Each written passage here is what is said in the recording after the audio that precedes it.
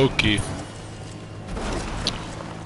I hope I got this headset microphone actually working now. I've tried to broadcast twice tonight. The first time I talked to myself and the microphone wasn't even working for 40 minutes before somebody let me know. And then the second time I tried to load another broadcast, the microphone on the PlayStation camera was working. Not this one that's by my mouth, and so you could hear me, but not the right way. So I think I figured it out. If it does switch to that wrong mic, I just gotta unplug this and unplug my headset, plug it back in, and it usually switches to that microphone. But hopefully there won't be a problem this time. Can you hear me? I see somebody's watching now. Does it sound right? Like it's coming from my mic? Oh, they went away.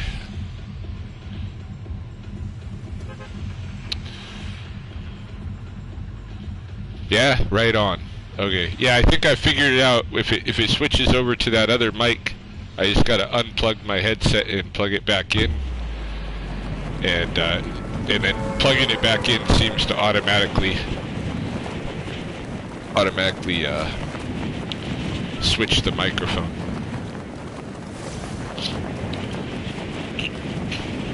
But it doesn't help if I don't even know the microphone's not working. Or that it's the wrong one or whatever.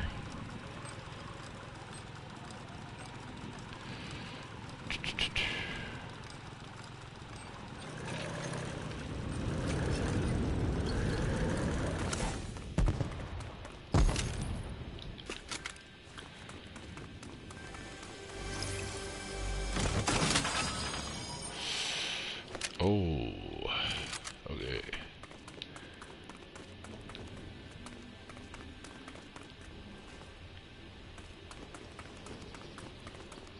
Thought I heard something.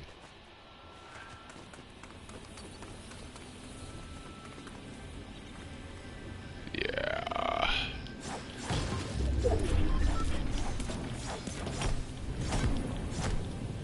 Shit.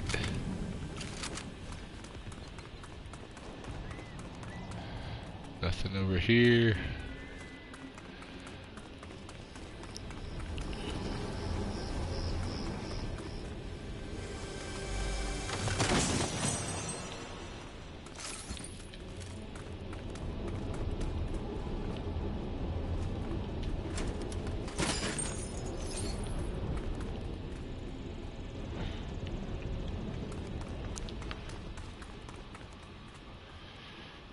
Close quarters, SMG, no.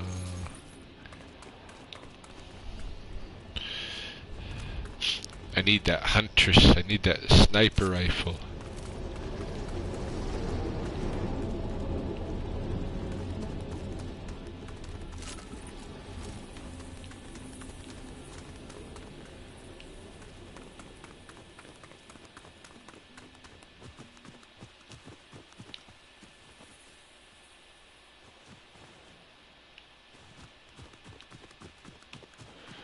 Where'd that thing go? There it is.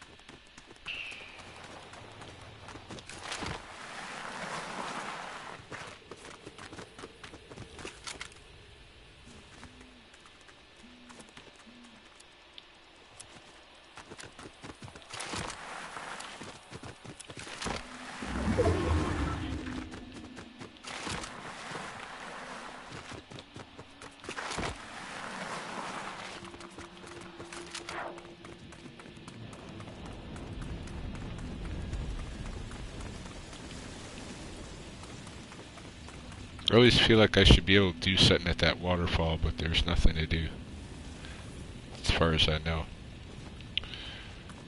That little fountain.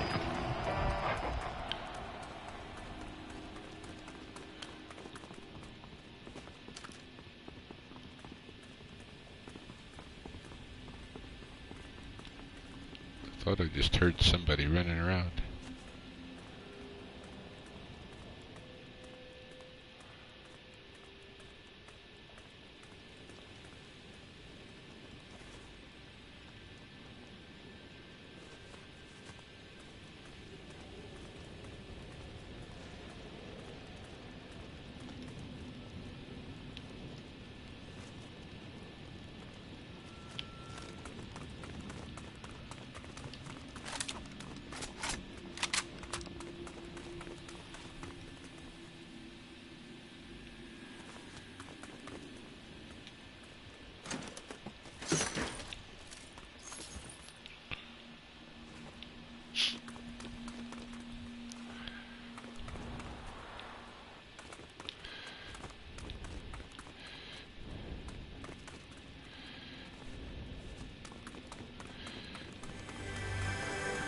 Oh, something in there.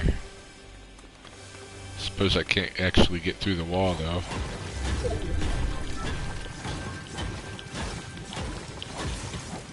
Oh, I can.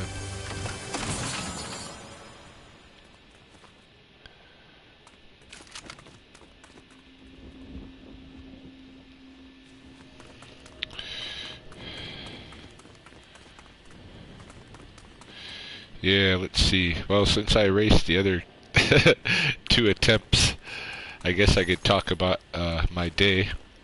So, I went out this morning. I kind of got up late, and then took the dogs for a 4-kilometer coulee walk. And while I was walking the dogs, I was thinking, I want to play my salubrious indulgence game again. You know, where I like score myself on all kinds of stuff during the day, like how I did at different things. And then I started thinking, maybe I should try to run today, because I haven't run for a while and been talking about it with different people. You know, I don't think I can run again, but might as well, you know, give it a try and see if my muscles feel like they're gonna rip again, you know, stop before they do. If I have enough advance notice. So I went for a run, and I ran 3 kilometers, and it was all good. Nothing felt like it was gonna rip. So I'll let it heal up for a couple of days and do that again.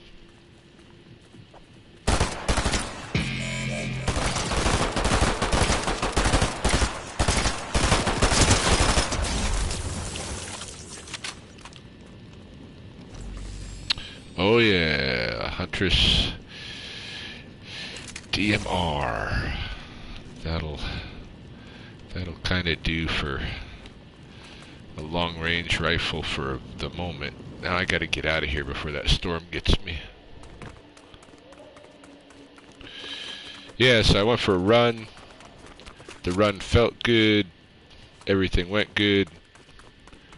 No muscle tearing, no injury stuff. So maybe I will be able to run again if I just slowly work into it. I don't know. I just don't want to injure myself so that I can't do the other stuff that I'm doing. Just because I push it and try to run. Knowing full well that my running days are probably over. But we'll see.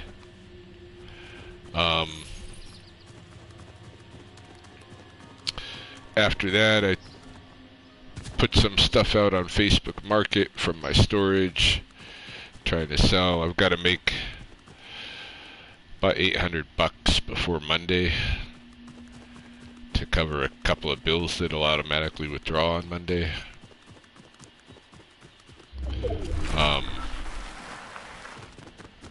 Monday or Tuesday or whatever the first is.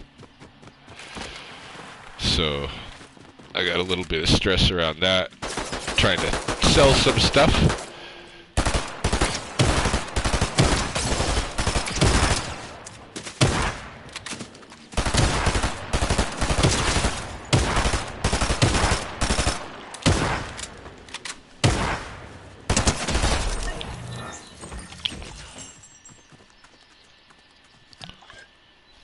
So I put a bunch of stuff on the market.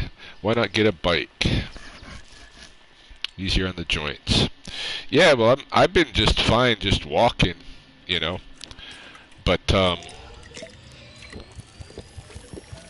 people that knew me as a runner, you know, ask why I'm not running, and I do miss running, you know. So, because as far as the cardio goes, I'm fine, you know, just like dancing on my feet in the garage, you know, practicing martial arts. That's a lot of cardio, jumping rope and all that stuff. I can get fine cardio without running, and without a bike. You know, swimming. I love swimming too. But not as much as I love running. Plus, where I live, you know, I don't know if you're from Lethbridge, but it's not so bike friendly here.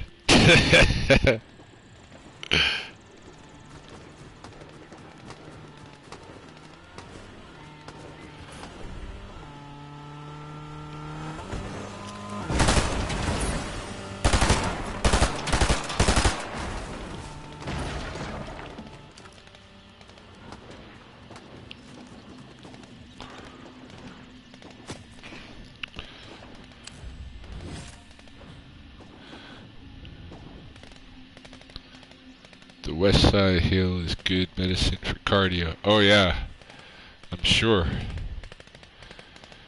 Biking up the West Side Hill, it's gotta be rough. Where are these guys?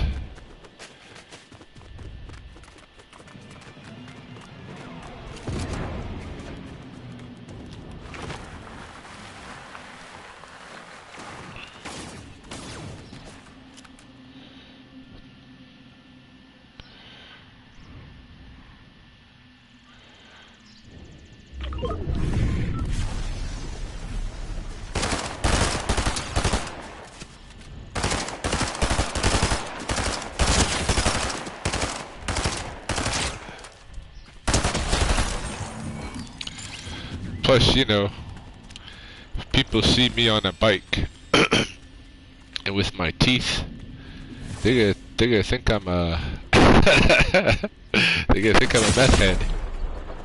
Where's that coming from?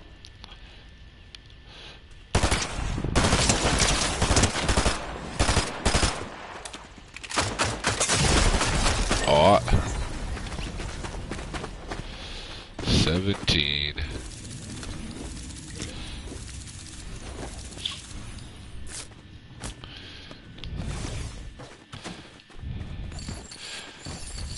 I had a couple of bikes, things that I'd found that the meth heads left in the coolies, you know. But when I moved here, right away somebody stole them. Somebody who knew right where they were. So they went right to my shed and just stole 2 bikes and nothing else.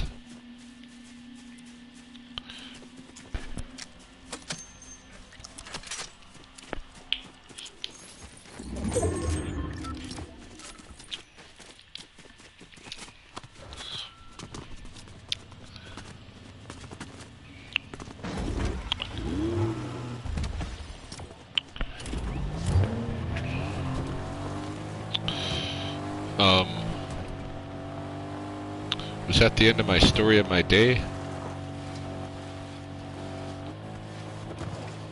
Went running, came home, put some stuff on Facebook Market. I think tomorrow I'll make some sales off of that.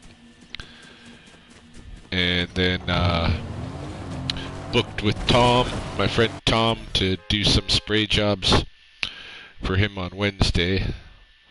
So I'll have that to do. That'll make me $100 or something.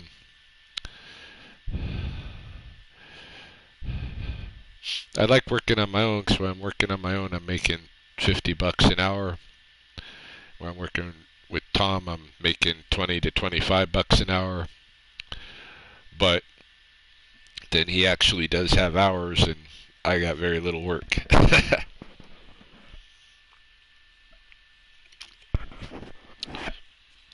Been thinking I might have to bite the bullet and figure out a part-time job that I can make $1,500 to $2,000 a month on that won't interfere with my rattlesnake business, you know.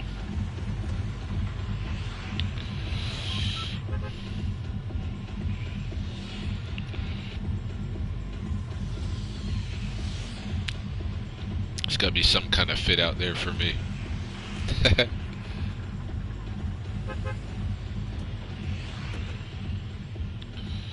I don't know. Ryan does not play well with others, I think. He's not a team player.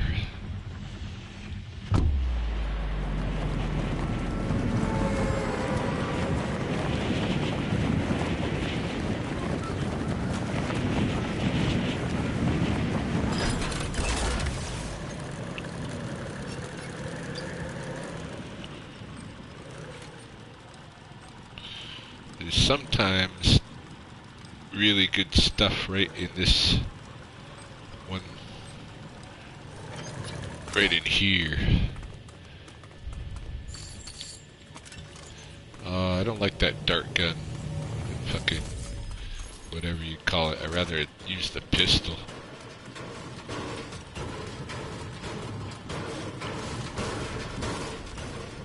Somebody's beating the shit out of something. What's over here? Shotgun?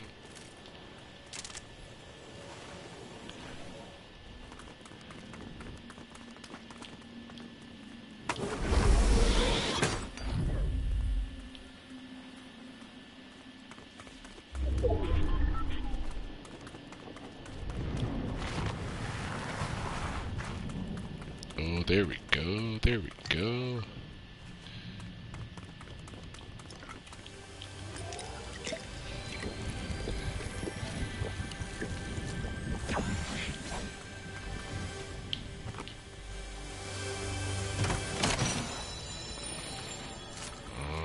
A shotgun. Well, it's better than the shotgun I got, so let's see. Oh.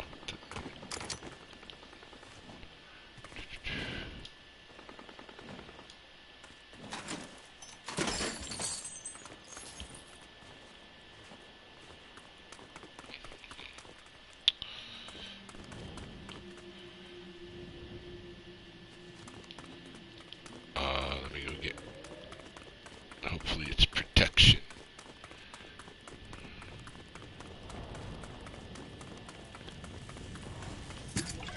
Yes.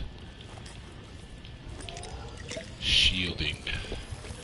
Shielding. Exactly what I needed.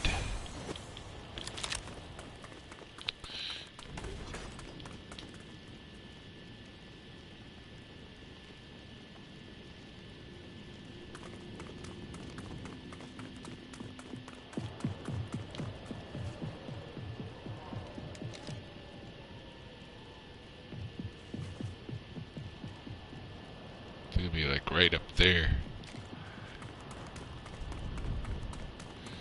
More shielding.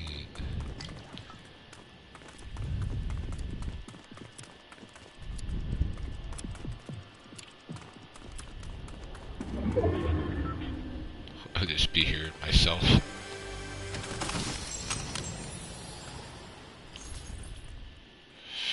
Yeah, now we're talking. Now we're talking.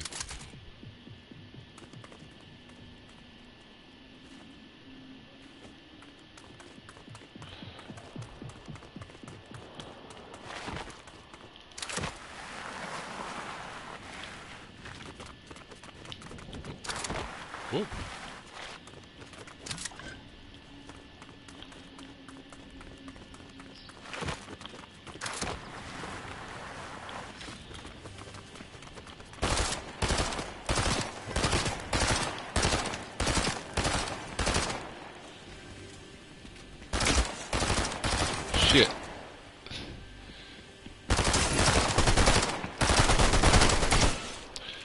I don't know about that crosshairs trick. I've been trying to figure it out, but I ain't seeing it displaying.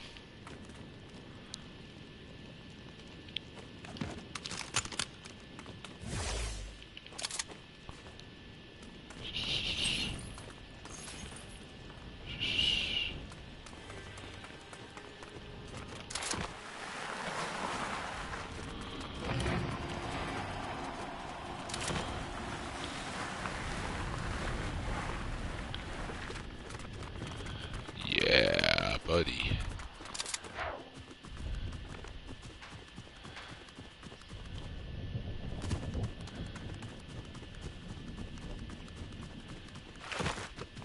Look at the quarter circle. Like, if I'm just like this, it's gonna show me the direction of the fire's coming from.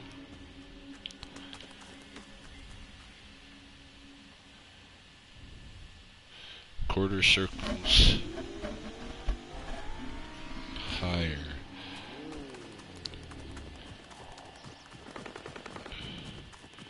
What if it's just crosshairs and there's no quarter circle?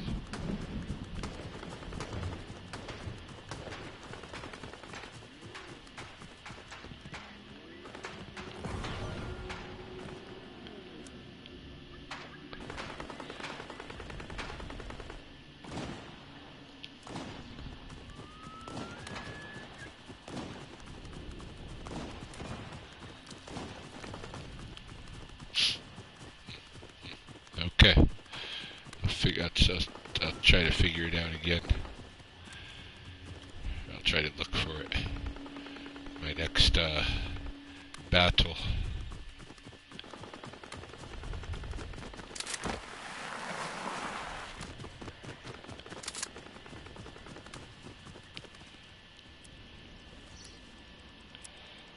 Shit.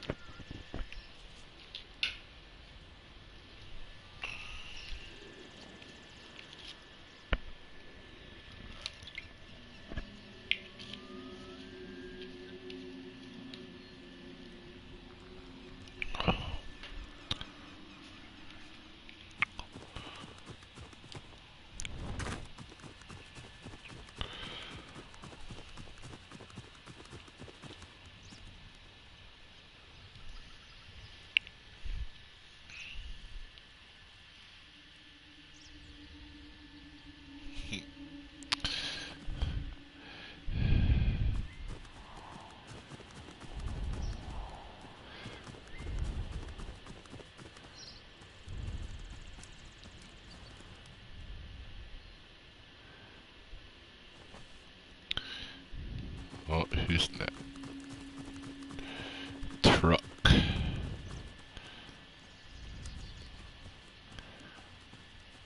Way over there. Fuck.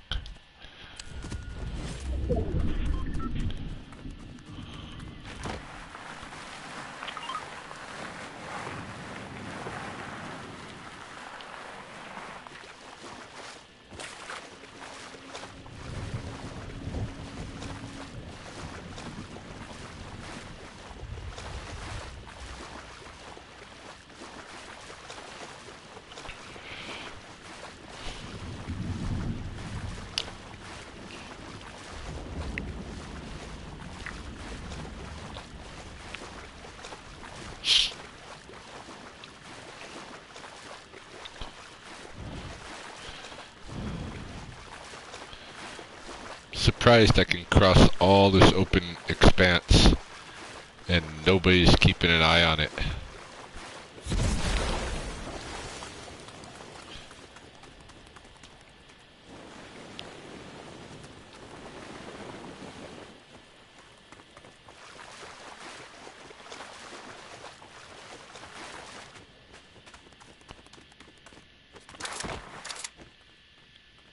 Oh. Stuck on the big rock.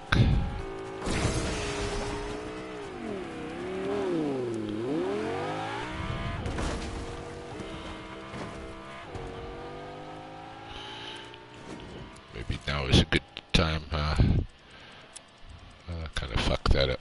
I was just thinking I don't have a weapon for this.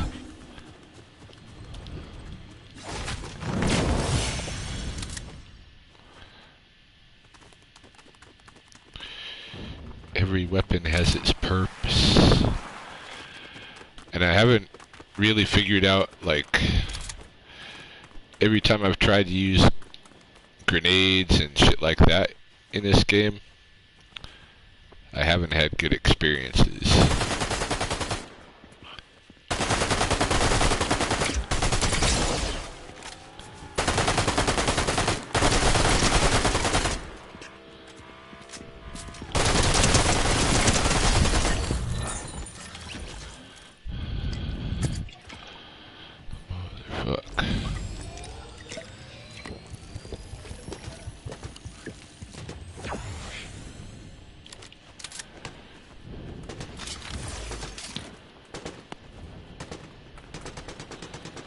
Oh, my laser rifle. Definitely taking that. Oh, no. I didn't even think to look this time. Shit. Okay.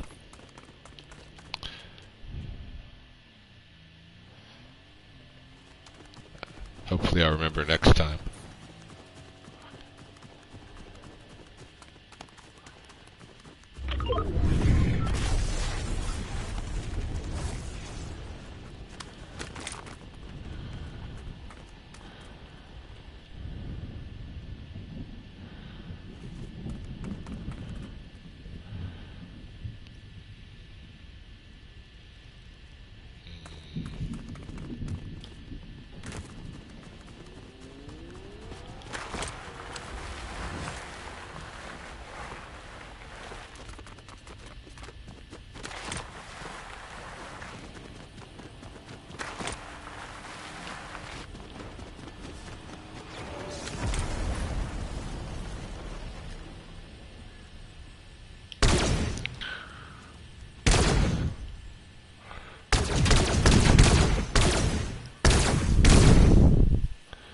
Uh-oh.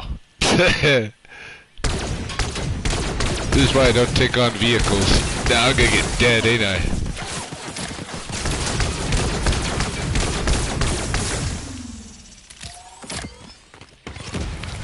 Oh.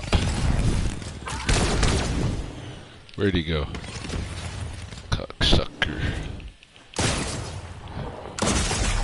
Oh. Oh, I saw the right before I died, I saw I saw the little thing telling me where he was.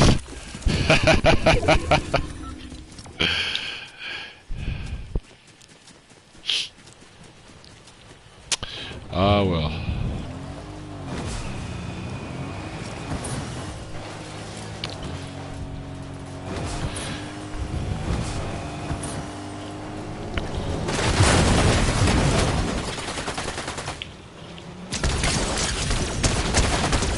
Oh yeah.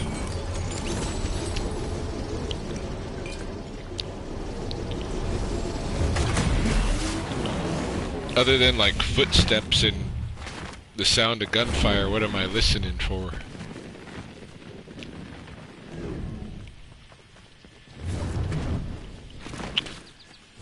Because I hear all that stuff and I think I'm responding to it, but like a lot of times when the gunfire is going off by just audio, I don't know which direction it's coming from.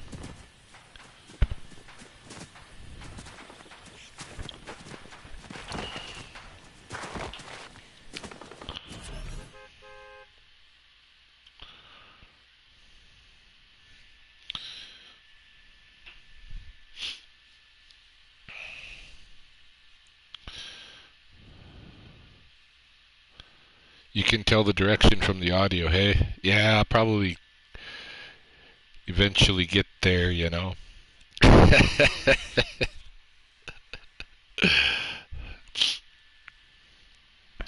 You know, I've never even played the Fortnite with the build. I've just been playing the zero build.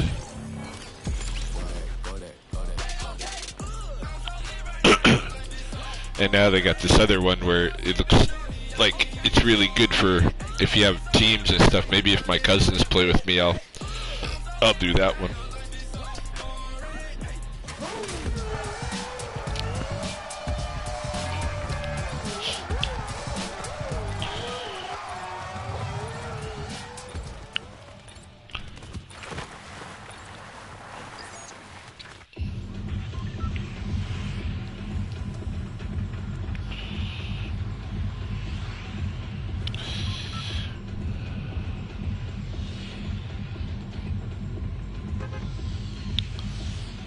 Yeah, hey, over. Pre-lobby's already done.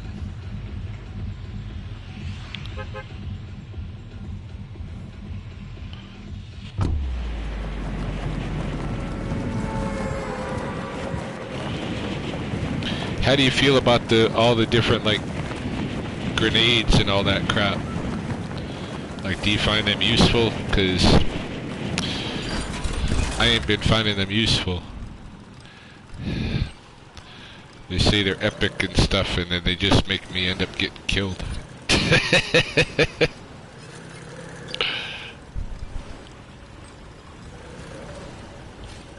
Let's go to that chest right there. Ah, nice one.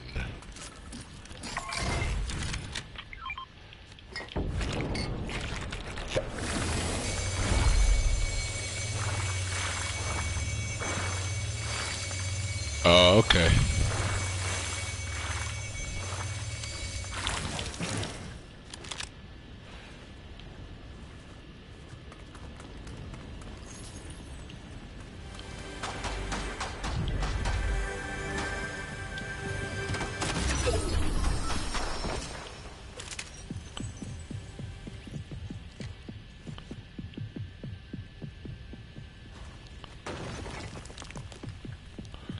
Fuck, I don't got many shots to be messing around.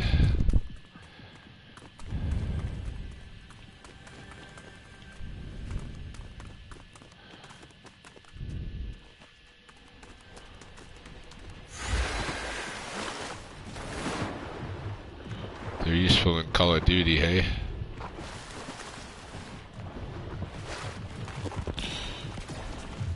Maybe they're useful here too, but I just like don't got the knack for them.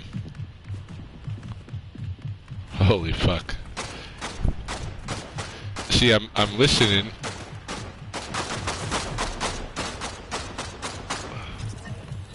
It's all above me, hey?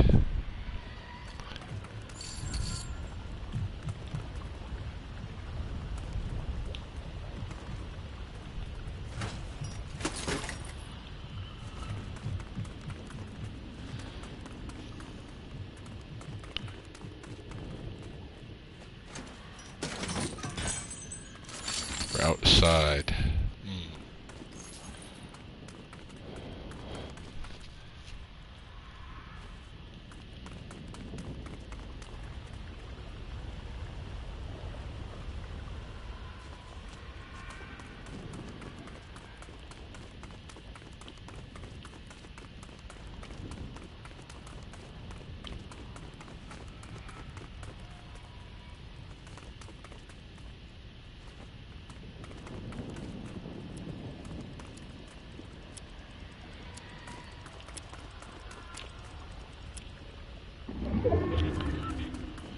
Those nitro gloves. I don't like those things either.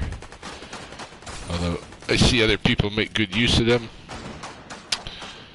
I'm just not good at fisting.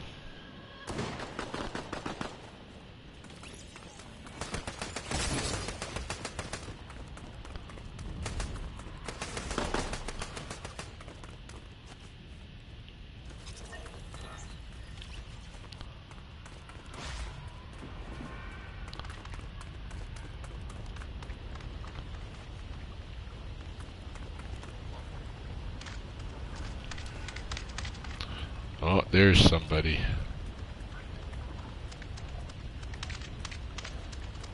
Oh.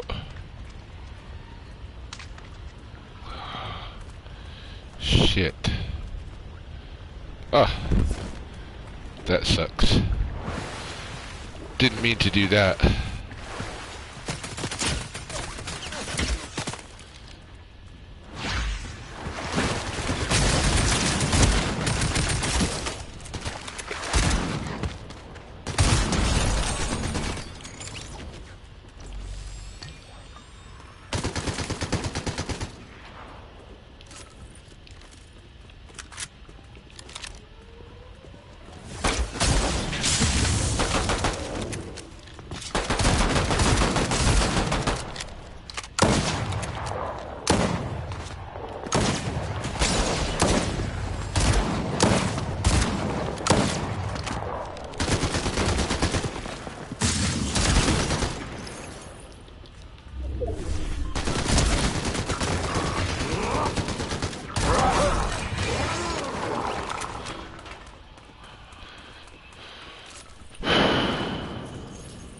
Thought that guy might kill me.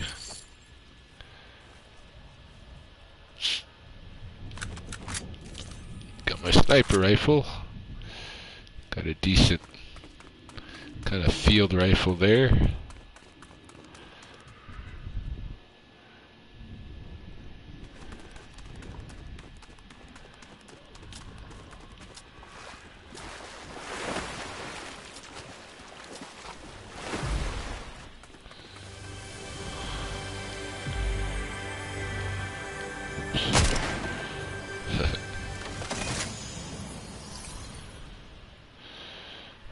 I already got this.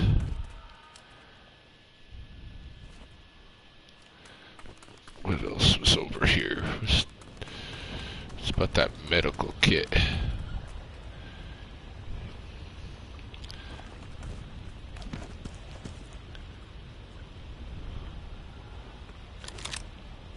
Alright.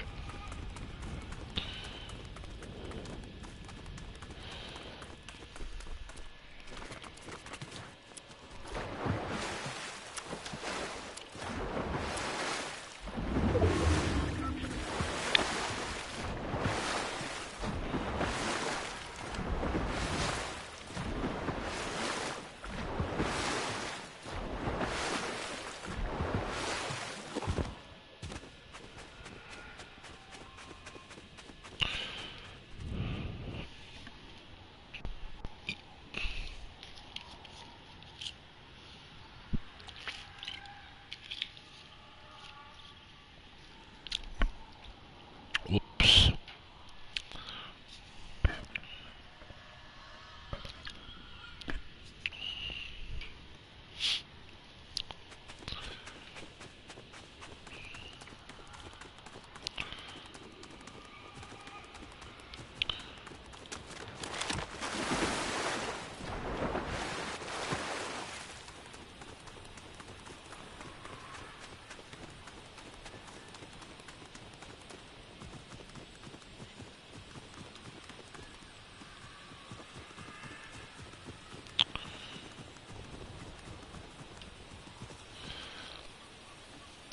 Well, 50 people down.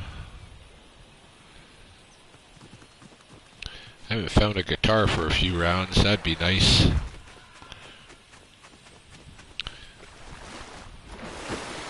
Those guitars make a lot of difference. I'm gonna miss them when Metallica's gone.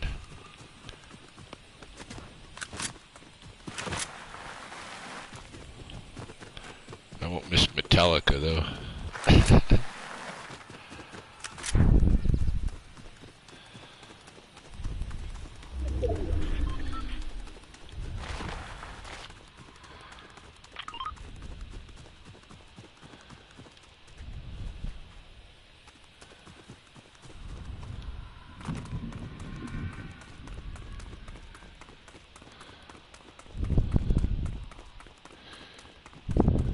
Let's see what this guy has.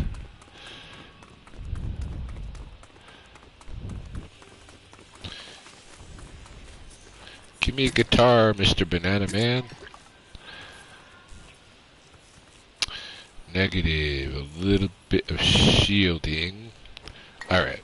I'm gonna switch out. Take this stuff. Keep my fizz.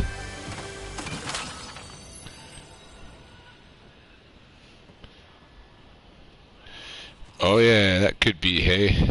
I'm really bad at I really suck at driving. Could be the same problem for sure. Well, if you see it, it probably is, cause I don't know what the fuck I'm doing. You know? My body's just getting used to it.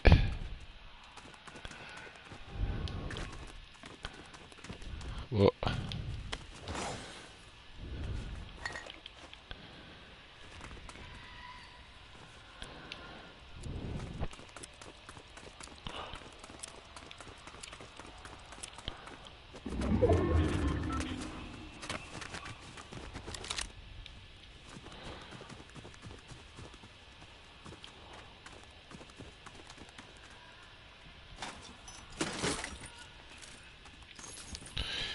yeah, I thought about like doing Call of Duty or something like that, but I think the military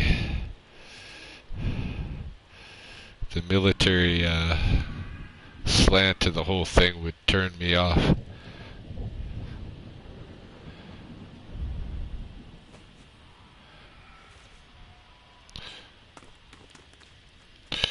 But I am like playing games way better than I was able to play them with Brittany, my gamer girlfriend, who tried to get me to learn how to play games, and I just like my mind was being stubborn or something.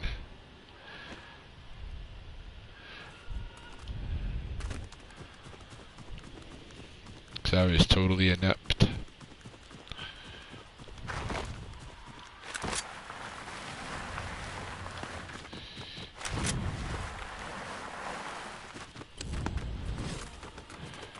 Ooh, 25 players left.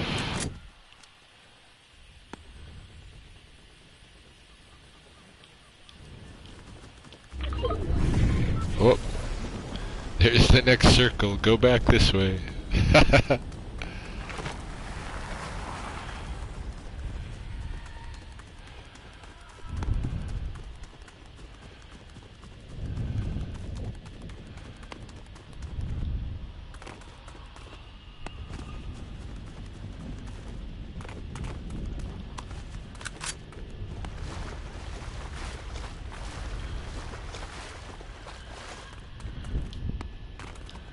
Oh, come on, douchebag. There you go.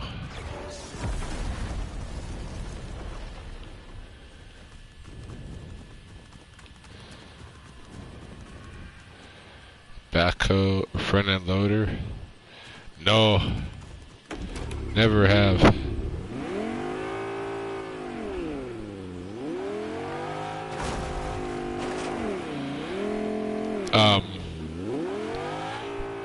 I used to drive a track in the military, like basically like a tank without a turret, you know.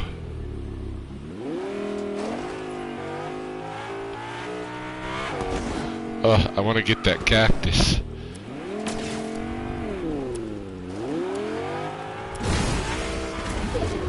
See, look at how I play these fucking vehicles. I can't drive worth shit.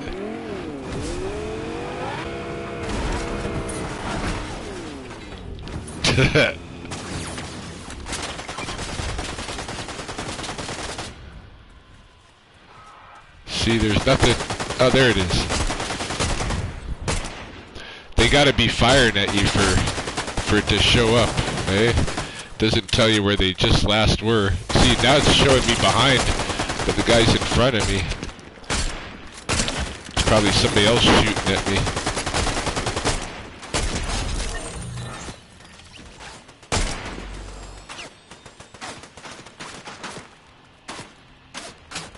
Where is this coming from? There's no sights. Oh, there it is. They're not shooting at me, they're shooting at each other.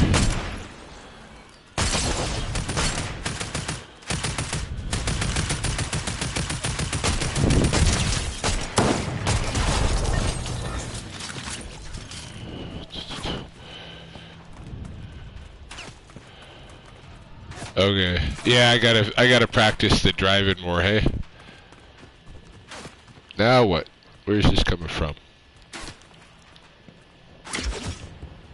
What? Behind me? The fuck?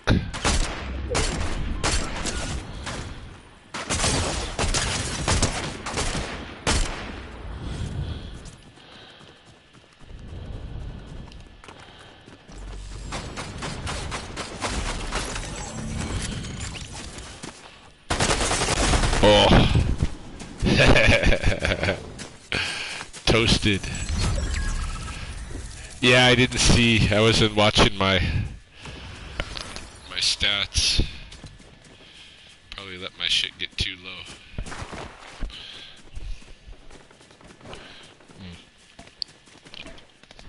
Let me grab another canned beverage.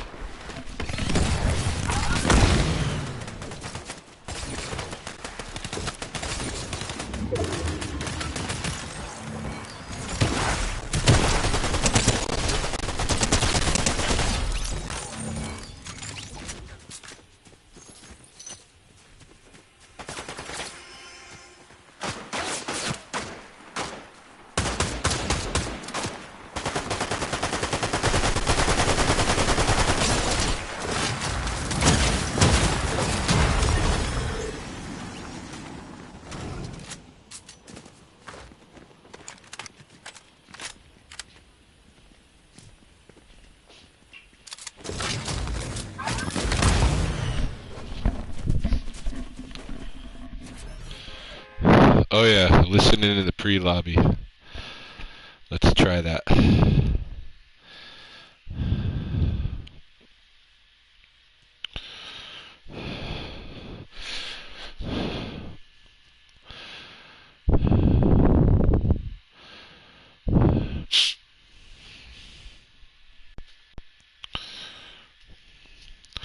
My legs are kind of tired from that little run today. I'm having a harder time moving them than usual. Just 3 kilometers. Okay.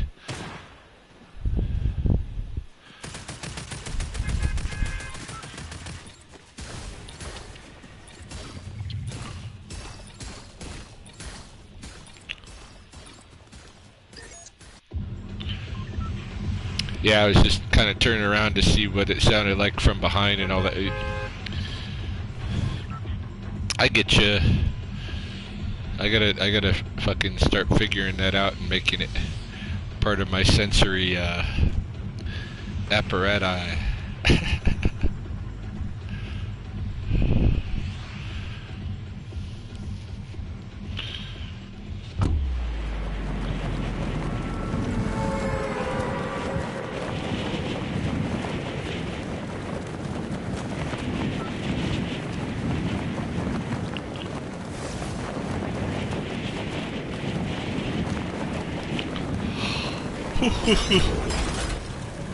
It's already getting late.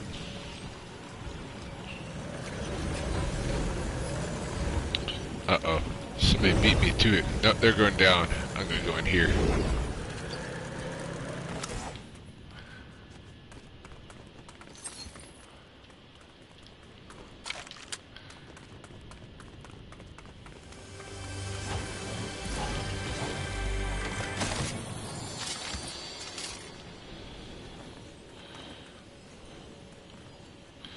Do I want that thing?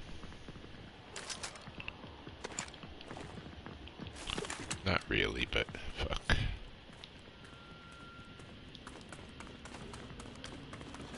Alright, I'm gonna zip down into their world and see if I can... Oh, right here.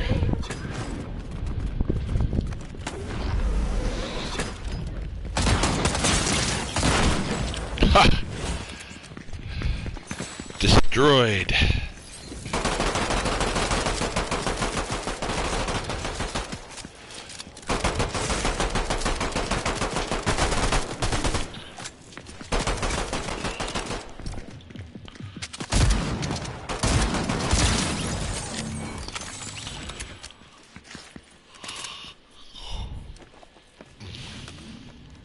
my yawns are getting deeper. I think I'm gonna sleep good tonight.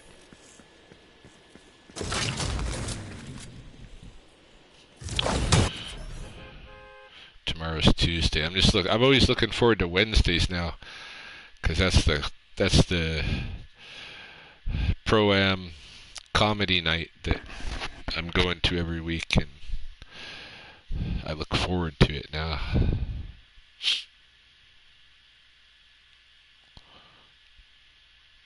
If you're in Lethbridge and you haven't checked out that Good Times Comedy Club, I highly recommend the Wednesday night 7 o'clock show.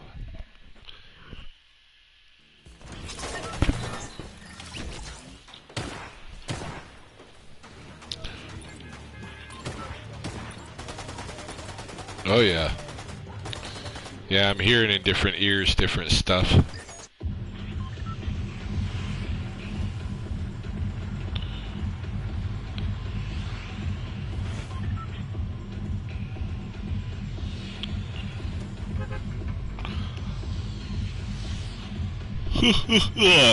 Yeah, my yawns are coming and coming. It's post midnight. I don't know. I'm having fun though. I'm not ready to give it up yet.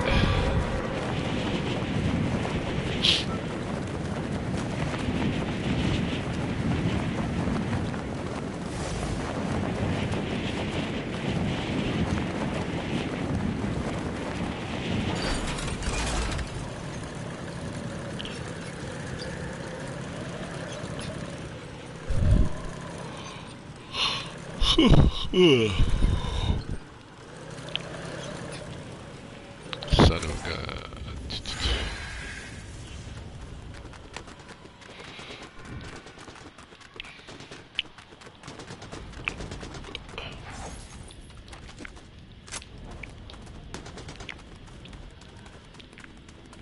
Alright. So that sound's coming from there. Yeah, boom, there it is. See, I heard it that time. I heard the positioning.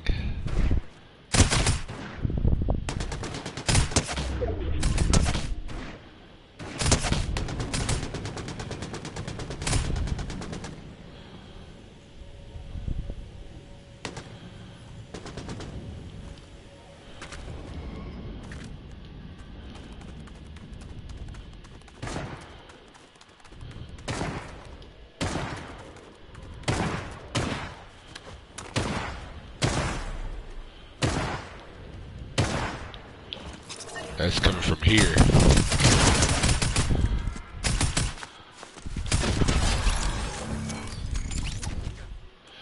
Alright, yeah, I heard it that time. And it helped me peg her off.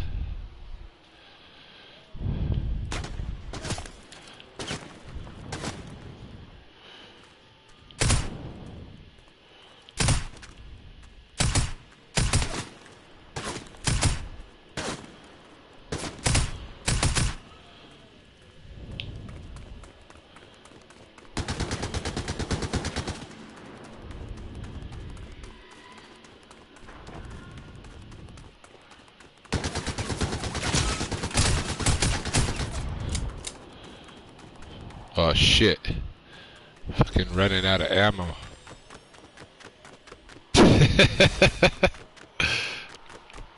Retreat. Yeah, I think so. I'm pretty good at the gunfights as it is. Like, I don't know. I recognize I'm probably taking a lot of credit for beating, 12-year-olds or some shit, But I feel like I'm doing pretty good in the gunfights in general.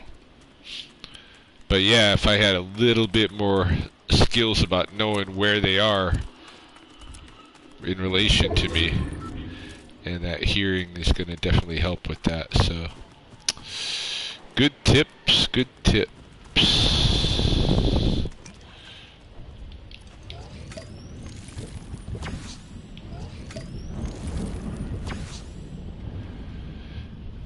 A low rank lobby. Yeah, like you mean like a bunch of shit players?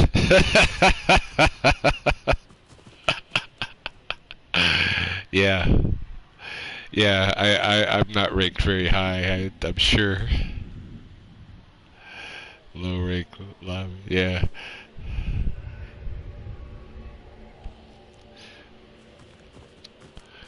Well, they must be if they're losing to me, 'cause you know, like I'm not very good. I barely know how to move my guy around, you know, without like running into a rock. No, I don't even know that much.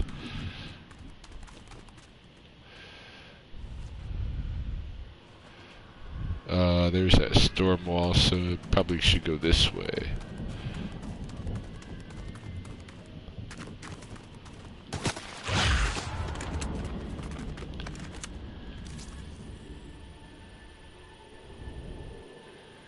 Where are ye?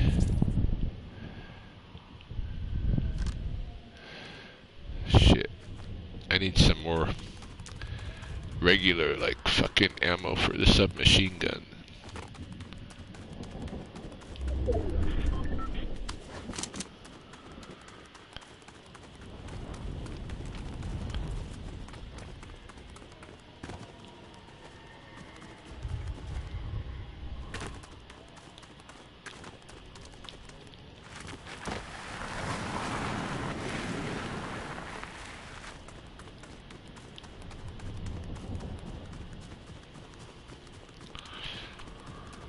I would practice driving, but I need to find bullets.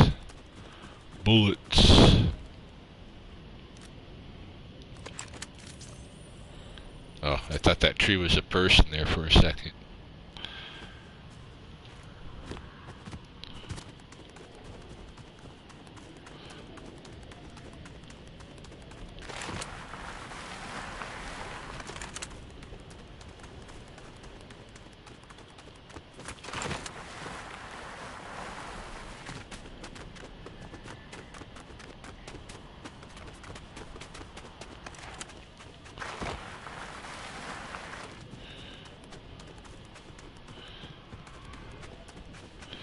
I need ammo.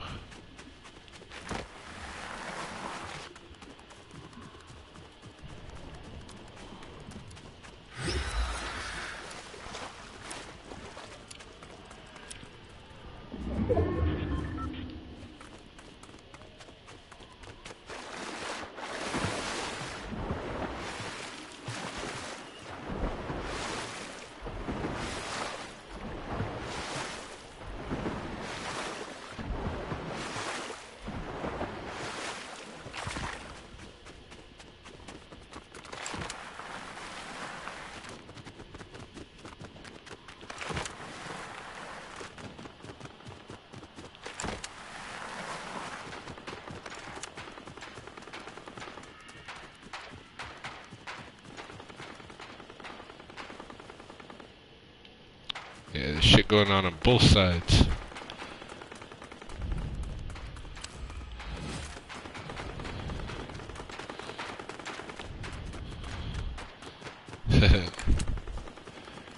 There we go.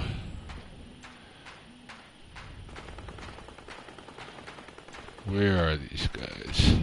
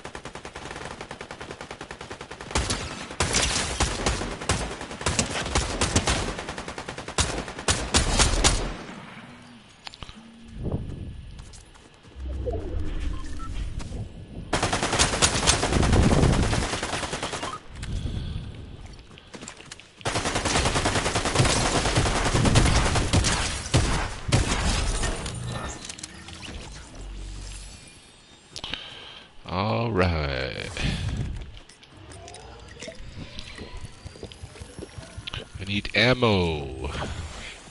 And more of this. Take that with me.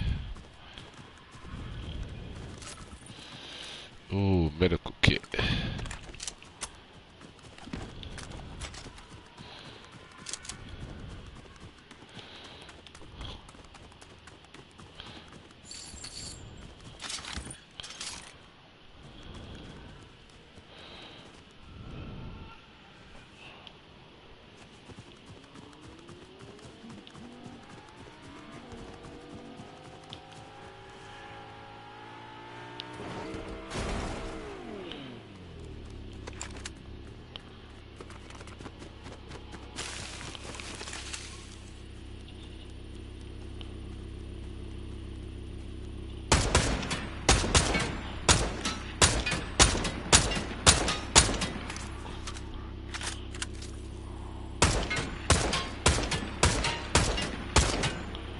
Am I just wasting bullets?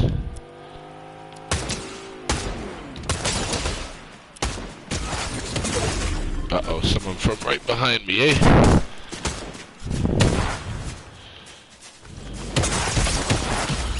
Fuck.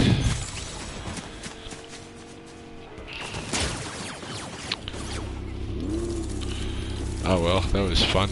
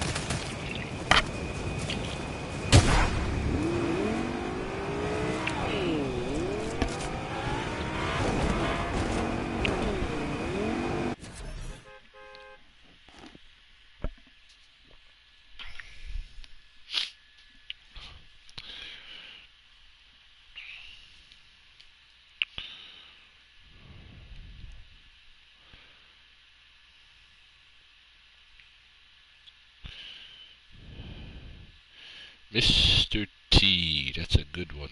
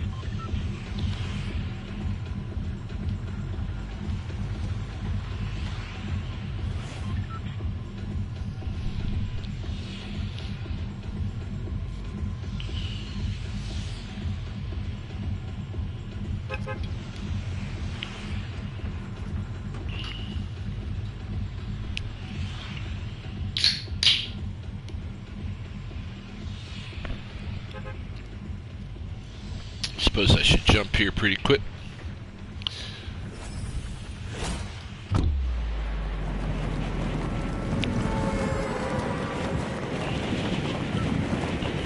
Where to go?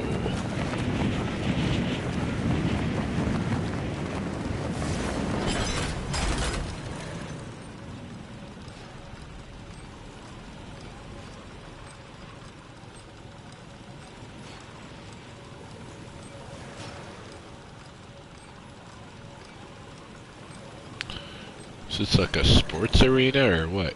Yeah, it is, eh?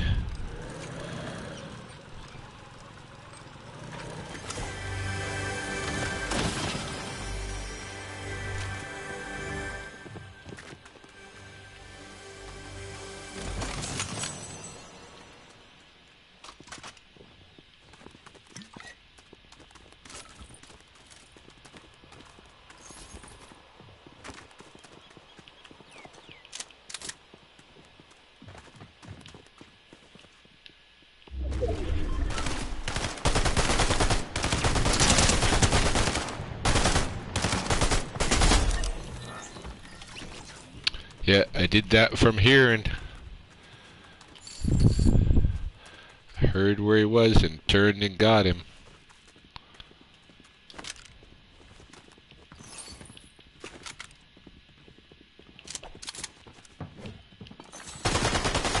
Whoa.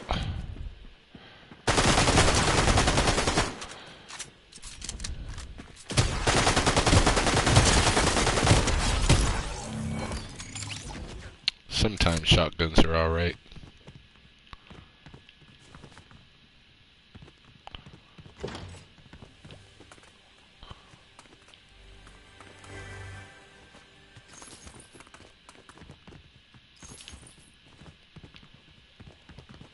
Whoa. Now I'm retarded.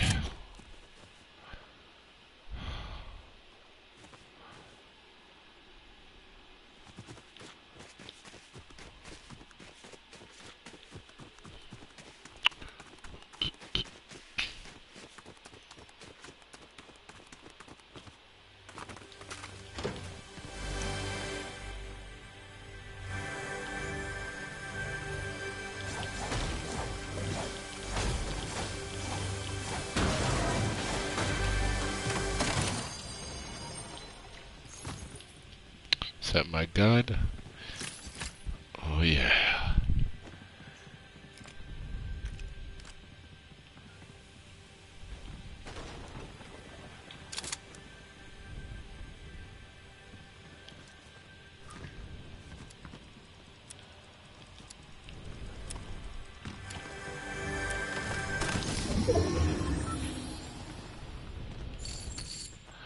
See, like these remote explosives. I don't know.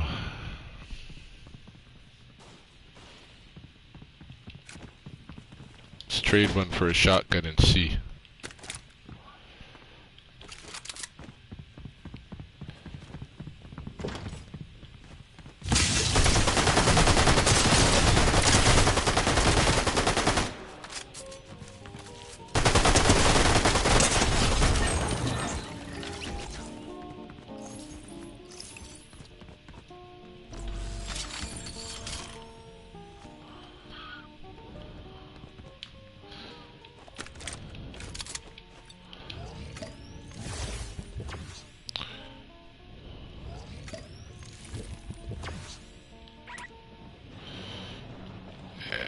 Sucks how you can only...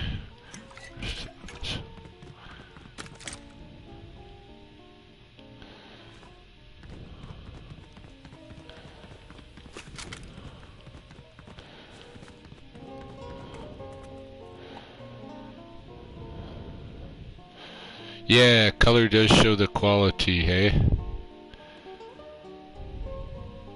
So I think the blue is the most epic. The gray is like a junk weapon, common. Green is the next level up. Purple is pretty damn good. But the blue is the tits, I think.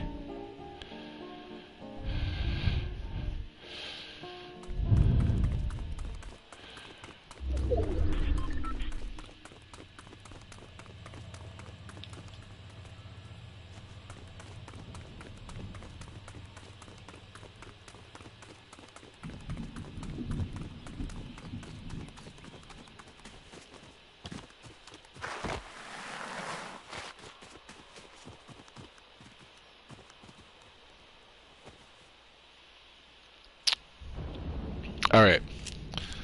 Let's just try to play with one of these things.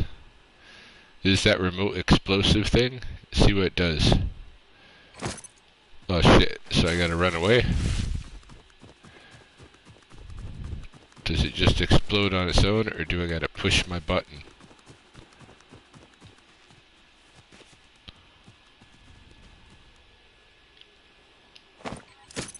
Oh shit, that just threw another one.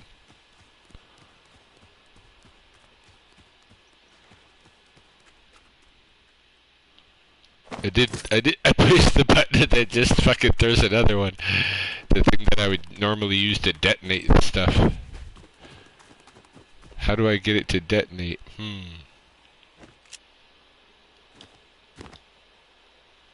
It's not the X. It's not the ammo. Not that. Fuck. I don't even know where it went. Yeah, see, like, yeah, no, I tried the fire button. That, of course, that was the first thing I tried, and it just kept throwing more of those. I did detonate it, so it was double fire buttons, maybe, that did the trick. I don't know, but I can't see how those are going to be useful to me. Like, what are the situations where I'm going to use those?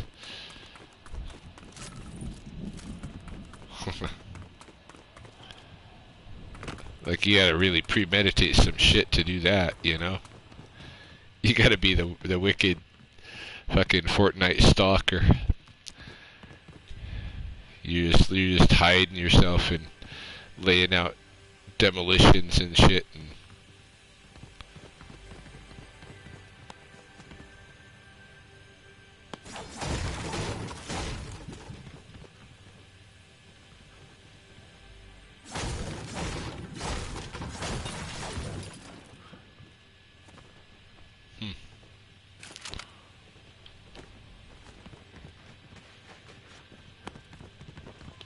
keep thinking I'm hearing that shit.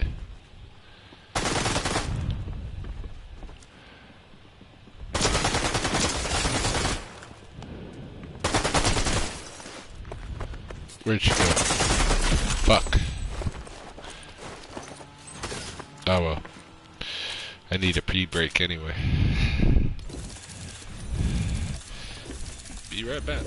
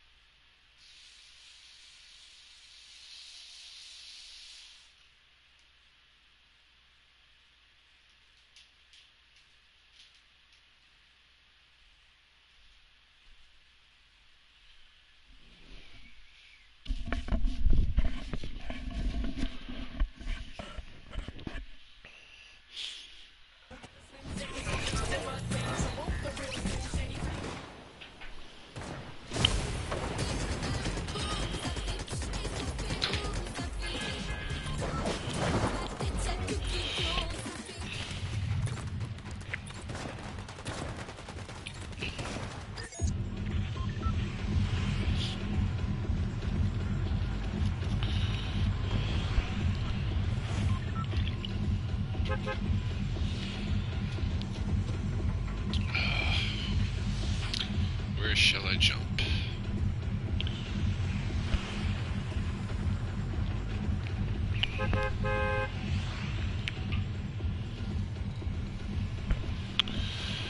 I guess here.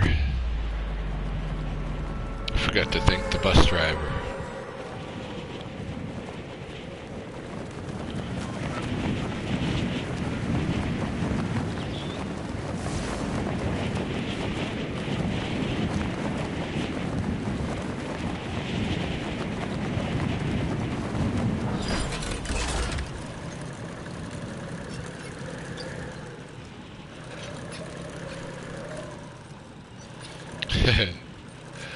I just thinking, you know, somebody's always got to die first.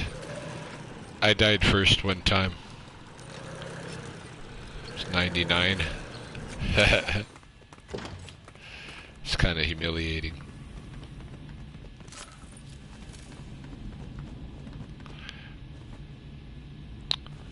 No weapons in here at all, just fucking teddy bears? That's bizarre. Why is that? A house full of teddy bears next to like a tennis court? I picked the wrong place to come down.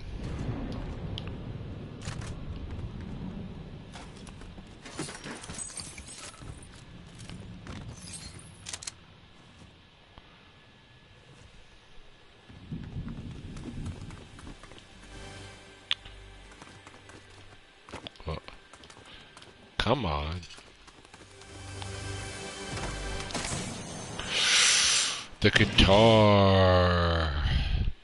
Yes, I'm gonna use it right now to get me the fuck out of this shithole.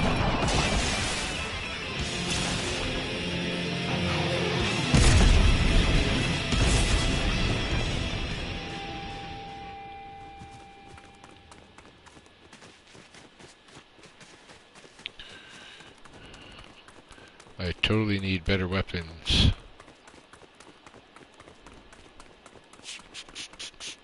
It's not gonna do.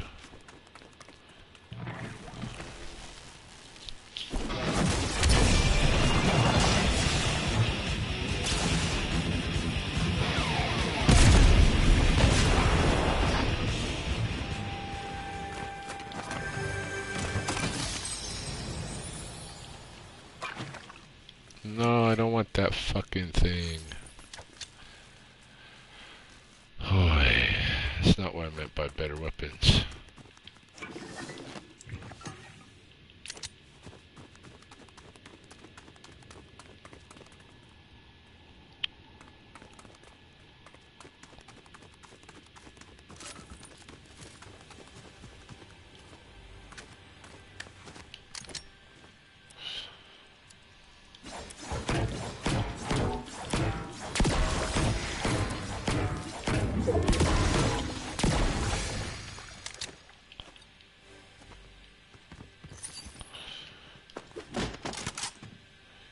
Yes, please.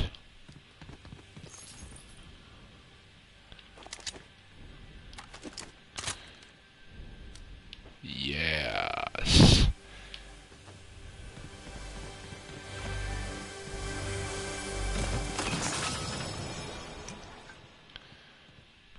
All right.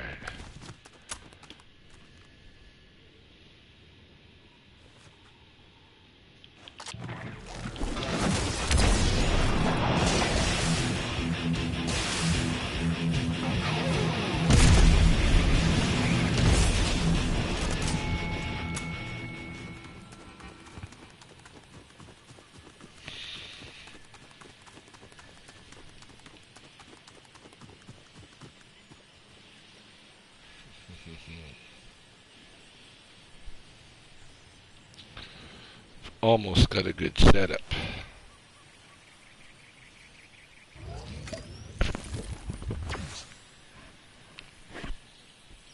Ah.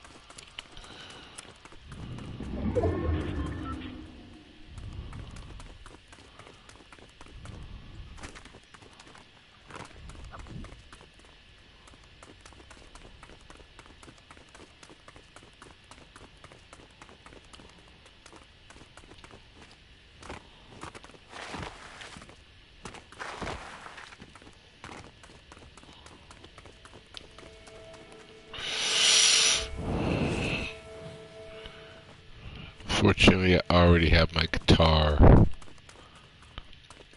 And you can't use two guitars. Wish you could.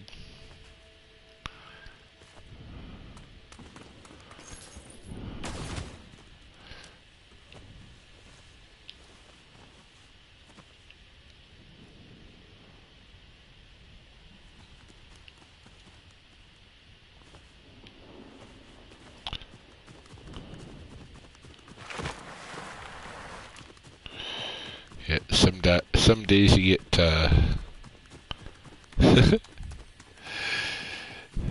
access to two guitars to be fun because they take that charging up time. If you could use one and then while the one's charging, use the other and just frickin' hop all over the place, but they don't let it.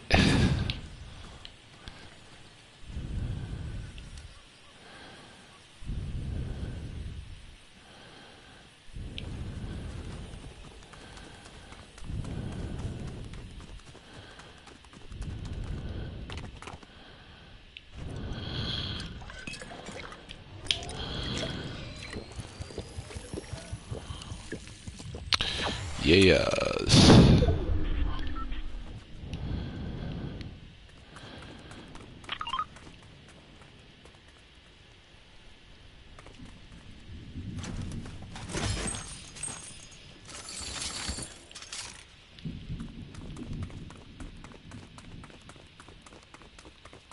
I think after this game, I'm gonna sign out because my eyes are getting heavy.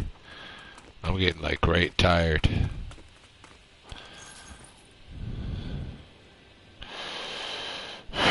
Do I trade? Do I trade? Yeah, better. Is the stronger weapon.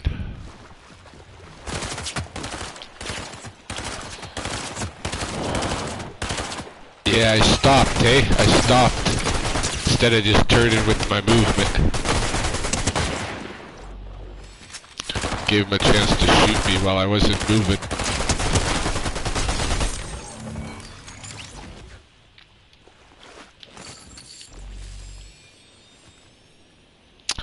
The huntress. But of course I want you, baby. Oh, and the laser gun.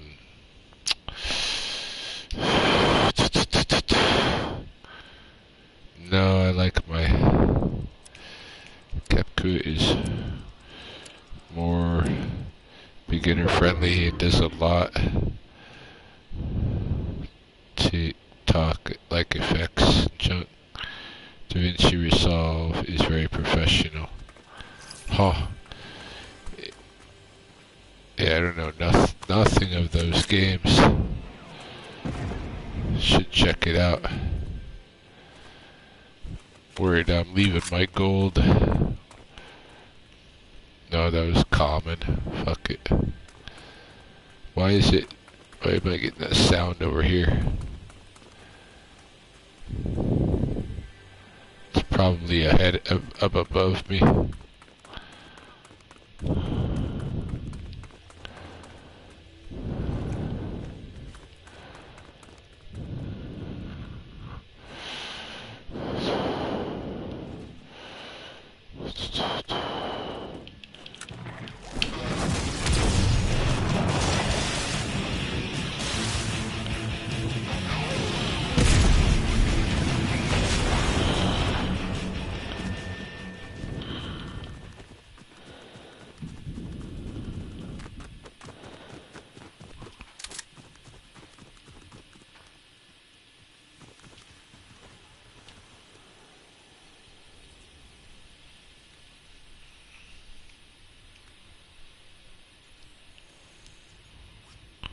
Oh, have you?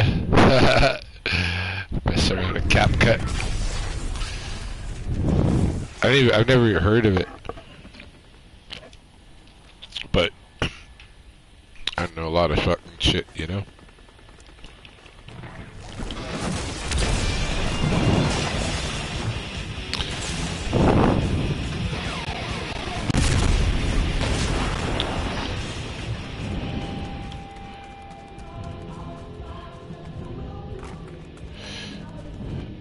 Yeah, I want to fucking play the best games, you know?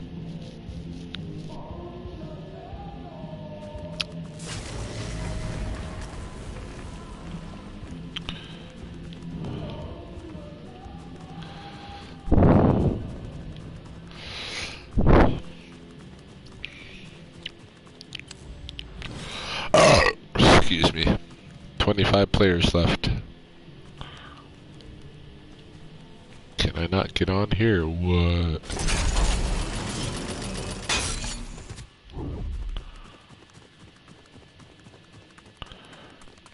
Oh, video is editing. Oh, CapCut is an editing program. Alright. Yeah, I'm so out of the loop with that too. I just use iMovie for my YouTube channel.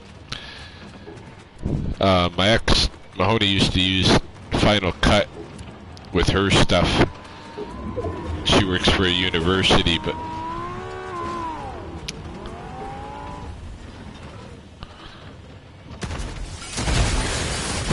Alright. I'm getting fucking creamed.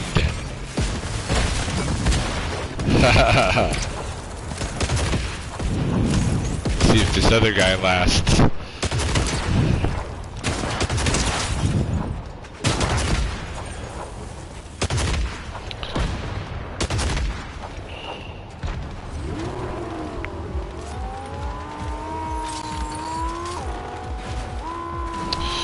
Oh, alright. I think I should sign off. I'm getting too tired. I'm gonna start speaking nonsense. Good night. Hey, oh, you're finally in. I'm just leaving. I'm just signing out. But I'll probably be on again tomorrow night. I ran today. It's going good. I had a good day today. It's very productive. Got a lot of exercise. Went running. Did 3 kilometers. Didn't tear my calf. All good. Just 3 kilometers. I was only gonna do 2, but at the 2 kilometer mark, I was still feeling so good. I was like, oh, I'm gonna go at 3rd. Then my muscles started to get tired, but it wasn't the calf muscles, you know. It was more like hips and thighs and stuff. And I just thought, all right, I'm gonna stop at the 3 then. Well, I actually did like 3.5 to do like a 2 mile basically. Yeah, I gotta take it real slow to make sure. Like, I don't wanna injure myself and not to be able to do the other stuff, because the other stuff I'm totally able to do right now, and I can get a lot of cardio from the other stuff too. So I don't need to. Fuck, I'll just play another game. Since you're on, I'll visit for a few minutes. But yeah, I can get cardio with other stuff than running, but really there's nothing like running, you know? And I love running. It sucks that,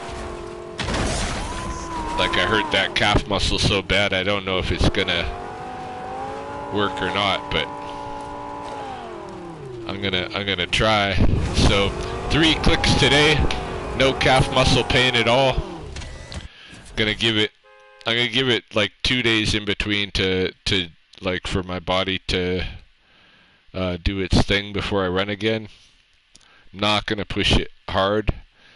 You know, if I run twice a week, at least I'm starting to run, hey? Yeah, I miss running. Like, I'm a natural runner, you know?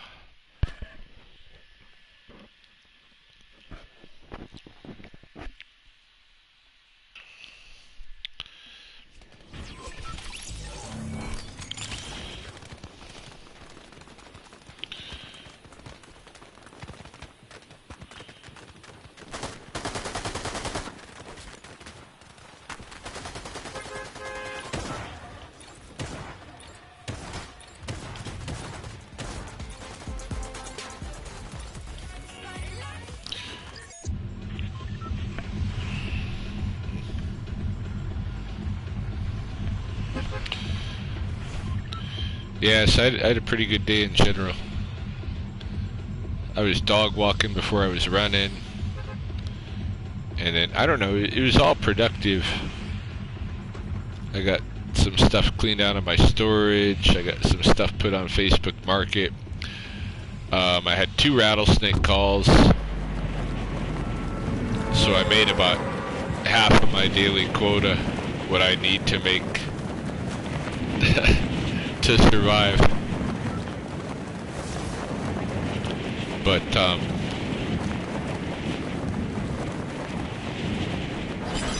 yeah, join.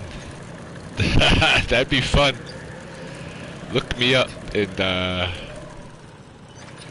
join in. We'll play a couple of games. I'll stay up a little longer. I was gonna sign out, but fuck it.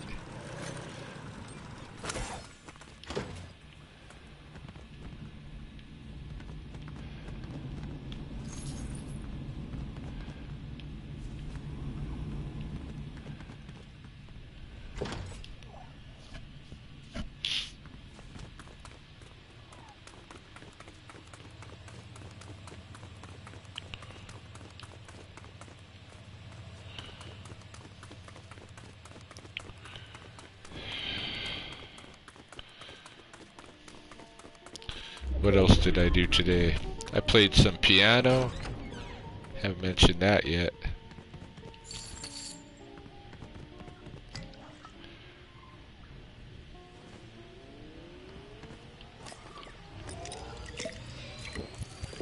Reorganized our pantry.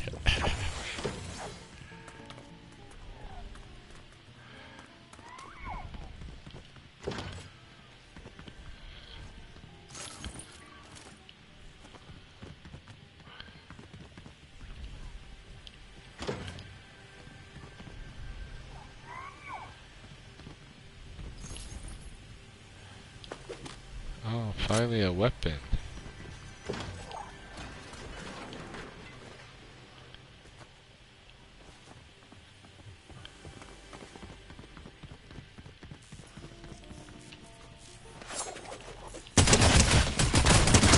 Oh, I'm not supposed to shoot this guy. Fuck. This is one of those guys that could have given me shit. Right? Oh well. Shooting him anyway. Oh, somebody's killing me from behind. A dead guy.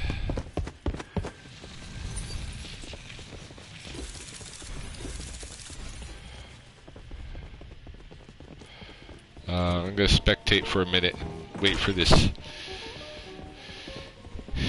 KJ. See if he friend requests me to go on another, to get in a game.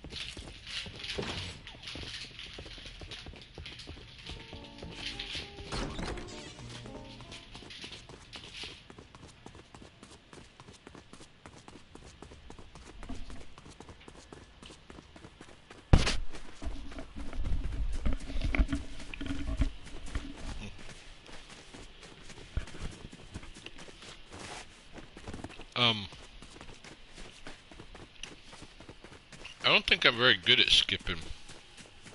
Like, I'm all right at it, but I'm not gonna be posting any TikToks of my skipping technique. It's just not there at that kind of level. But I've jumped rope for a long time, and yeah, I just taught myself. I think I started when I was in Boston in 1990. I started skipping rope, and at first I was count in my head how many skips I was doing, and you know, at first I just do like 200 skips, and then I do something else, and then I, you know, work my way up to where I was doing like 2,000 skips, you know, in a workout, which is pretty good workout with a jump rope. And jump rope is a whole different kind of cardio. I mean, I prefer running, but jump rope is pretty good. Chelsea had these she used to be part of that Eat, Pray, Love subscription box thing, and they sent her some jump rope. They were like weighted handles with little balls attached to strings, so you're not actually jumping a rope, but you can still swing the thing like you were. And that was I want to get some. I want to get one of those because you can do that you can do that in a prison cell, and it's where you know might not have enough room to jump rope for real, but that's as good as for real, you know. Like playing with those, I played with them a little bit when Chelsea got them, and they're pretty good. I would like some of that because, you know, I jump rope pretty good, but I'm also barefoot all the time. So whenever I miss a beat, my toes pay a price. My toes get lashed by the jump rope, and you know I'm using like professional ropes and stuff, so they're like really just like thin wires, you know, that are hurting my feet, you know.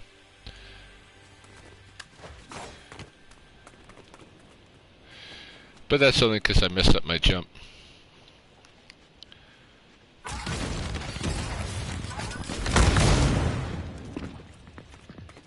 Yeah, it does. It definitely gives you a coordination challenge. And you're getting tired at the same time, so you gotta like try to coordinate yourself even though you're getting more and more tired.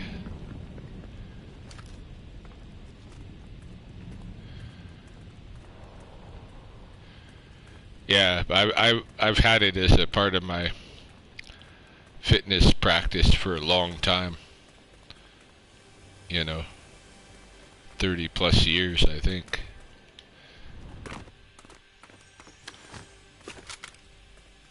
Where is it? I keep hearing the thing.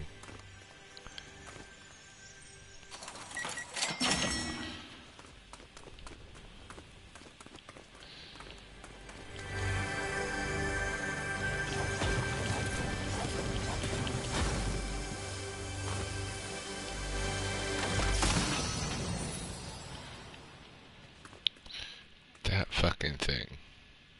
And a stupid shotgun. God dang it. Oh well. I don't want a shotgun.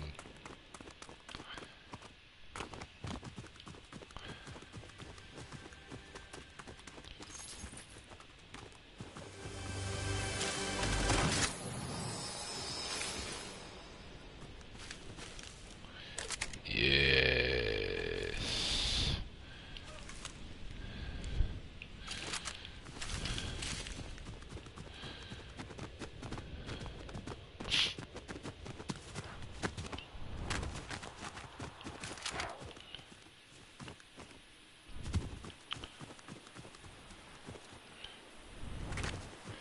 Yeah, skipping rope is one of those things I used to like to do in the parks. Yeah, I have a double major. No, I've got a major in anthropology in my undergrad and a minor in psychology, and I've got a master's degree in cultural anthropology, and I've got a doctorate from Red Crow College and Blood Tribe Chief and Council. Gave me a doctorate in Blackfoot philosophy as kind of an honorary degree.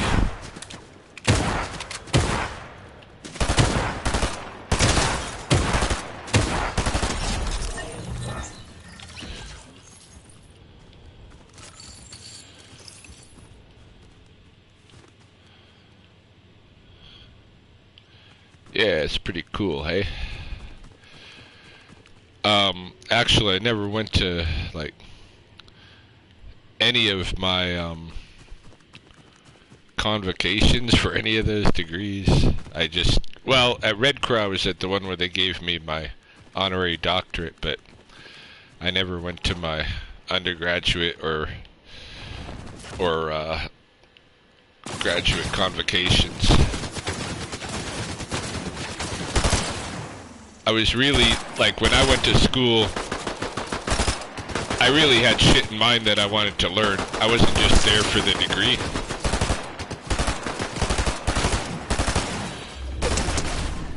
And the learning rewards to me were, like, better than the,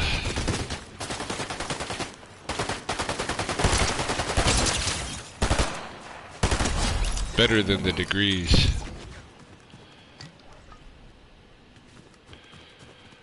But, you know, it's nice to have the credentials or whatever. Not that it's doing much for me now.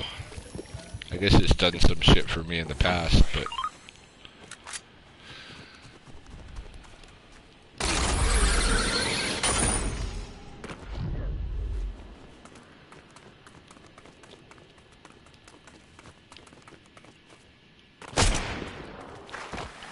Oh, I'm all fucking uncoordinated here.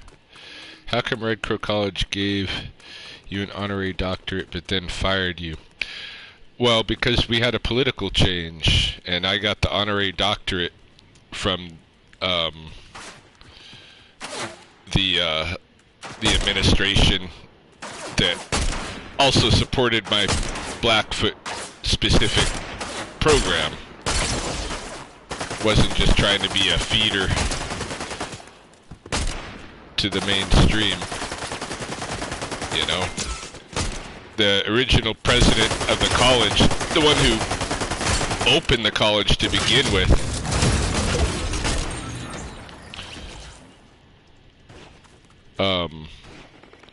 she was all into the Blackfoot specific training. She knew that, like, that's what we have to, like, really offer, you know.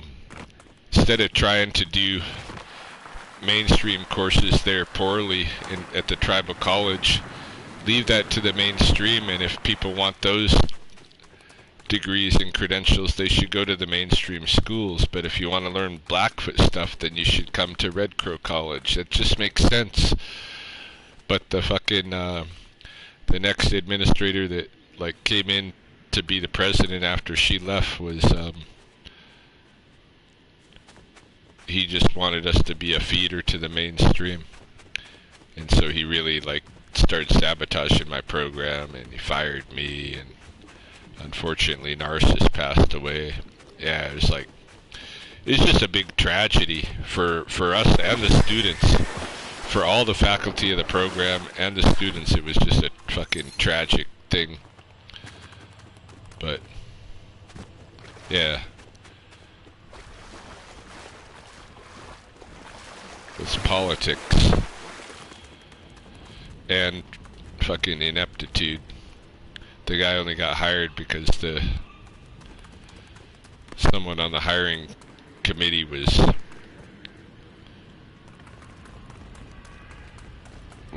forcing the hire so that he could get his pockets lined.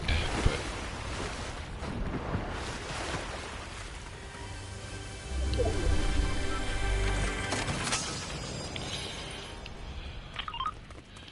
ruined careers, oh well.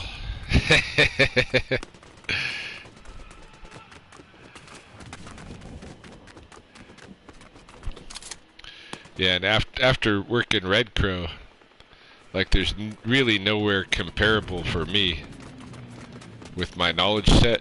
Like that was the perfect position and the perfect role for me.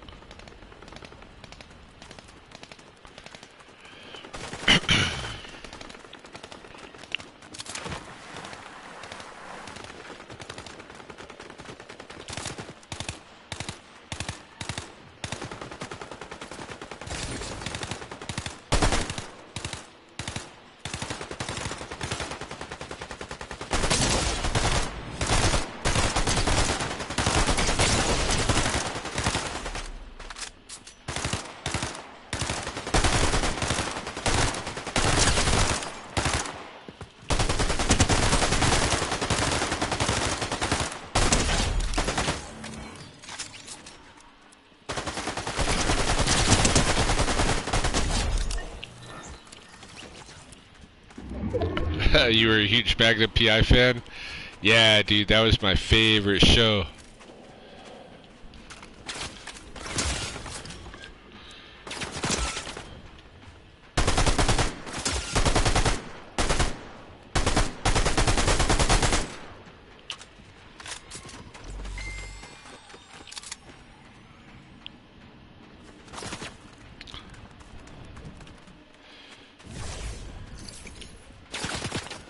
Oh, I gotta get this rifle.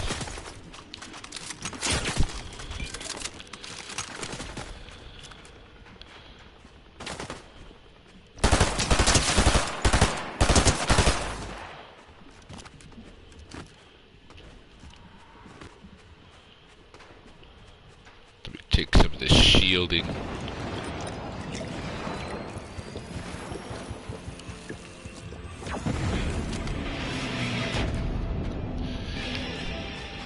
Yeah, he was living the perfect life, eh? He's kind of just hanging out in that bungalow, living off of robbing masters, and he always had girls, and they didn't last long. They always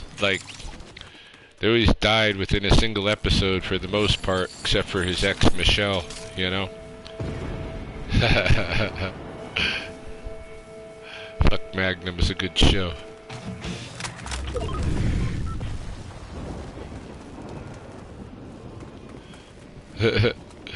Yeah, exactly. Be a bum, but with enough money, some good friends, drinking some beers. Yeah. K. Smith, hey. Okay, I had a good day today. I'd say a really good day, like no negative shit in my head. And I went running for the first time in a while.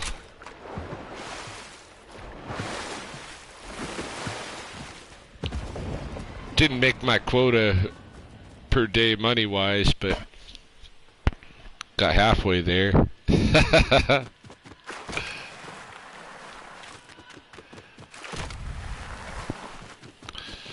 2 snake calls. They'll be featured in a future video. Gonna wait and see what all happens tomorrow. I just ran 3 kilometers, but like, yeah, I was running barefoot. I ran 3 kilometers. I was only gonna run 2, just as a kind of a, like, getting back into it, you know? Don't want to overdo it, but at the 2 kilometer mark, I was feeling pretty good. So I decided to go longer. I actually did like 3.5 so that I could, so that I was, where the fuck is this? Ah! Damn it! This guy's gonna kill me. Or this gal. No. But she came kinda close.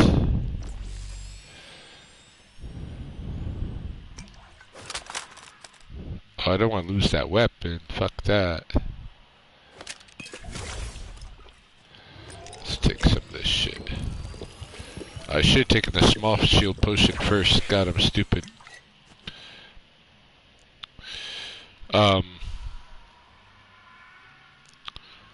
Just what?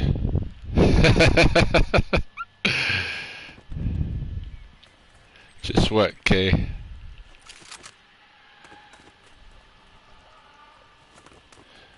Yeah, I did about 2 miles. But I was really worried that my calf muscles would tear. They've been tearing.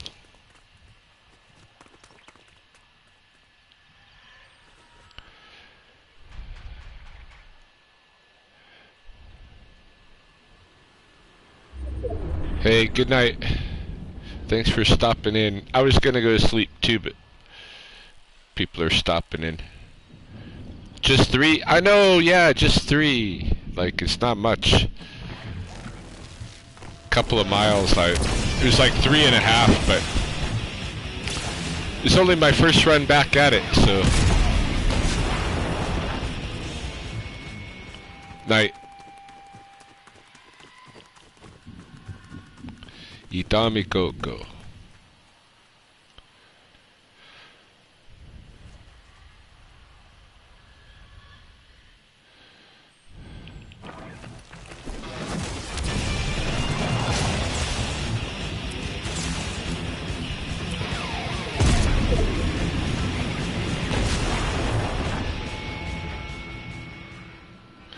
People in the past didn't need good shoes because their life expectancy was very short. Today people live to 80, 90.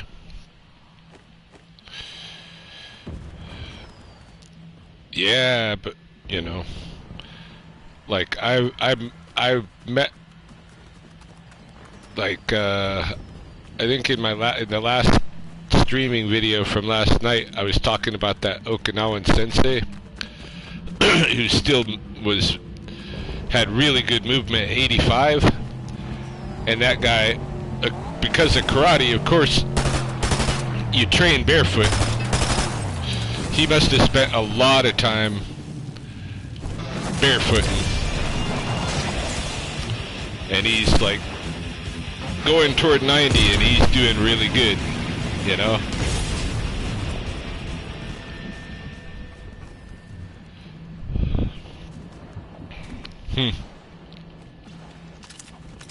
I don't know.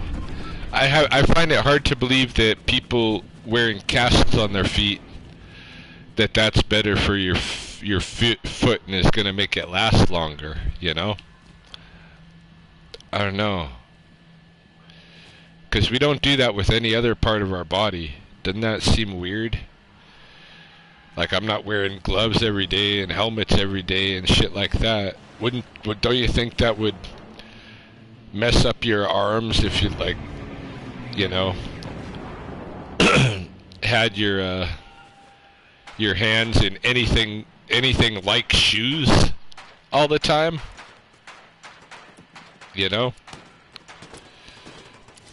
And don't you think if you had them like that for 70, 80 years, it would be even worse? You know?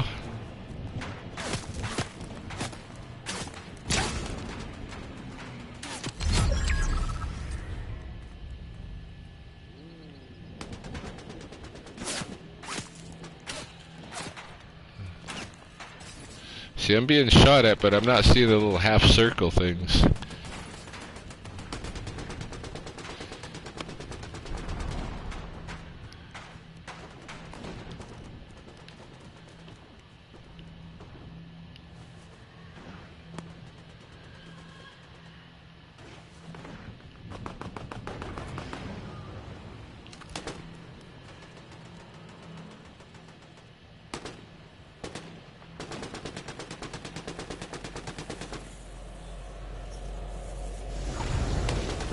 Oh shit.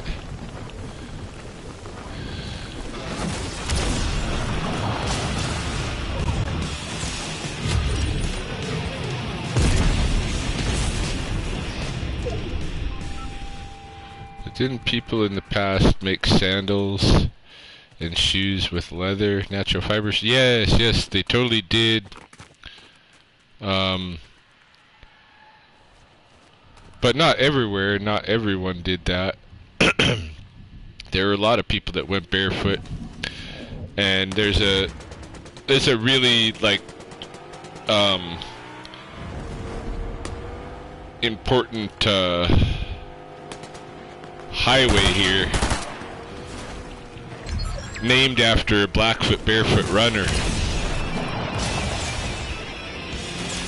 Deerfoot, who at the turn of the century was oh, heal up, yeah, turn of the century was beating everybody in races and insisted on being barefoot.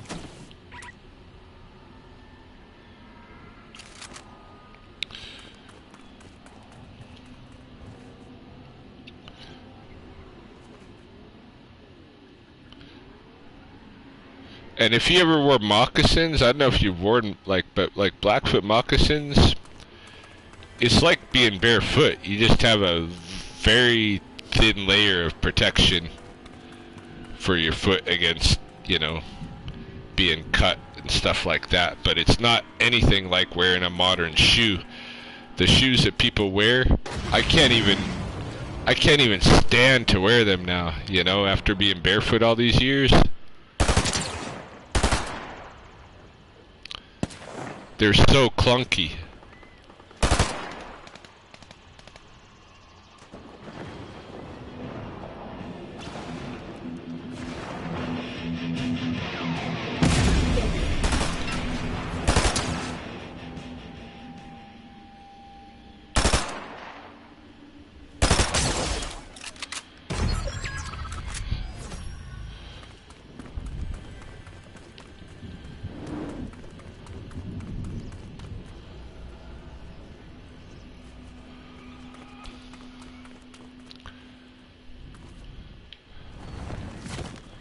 Oh shit, I took some damage there. That was bad. Some of the top 3 and I'm freaking damaging myself.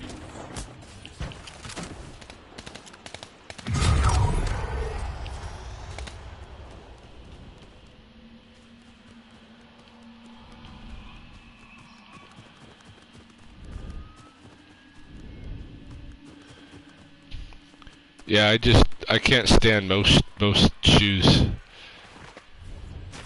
It's just too clunky. Whoa. Ha! Second place. That's not too shabby.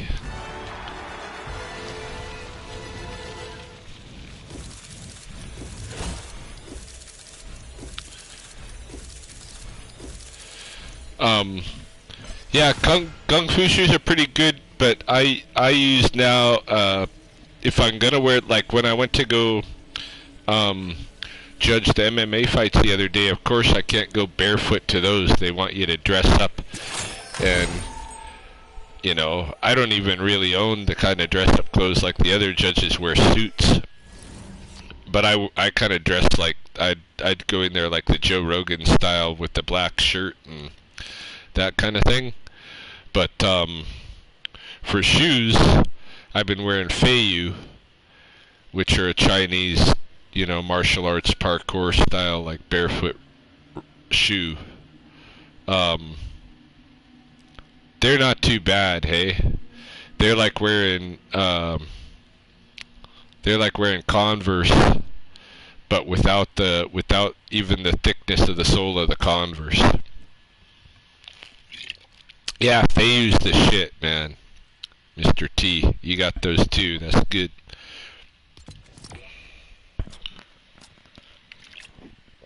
I also have a pair of Vivo barefoot shoes from England, but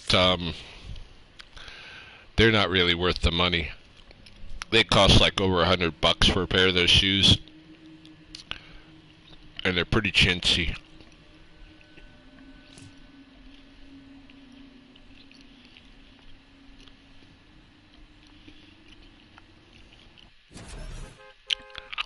Apple juice? No.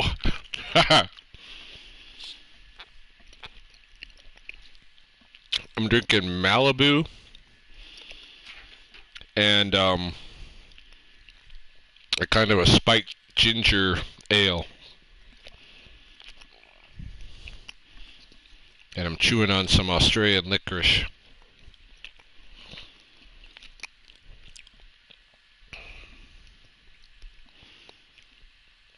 Yeah, I enjoy my boozy drinks at night.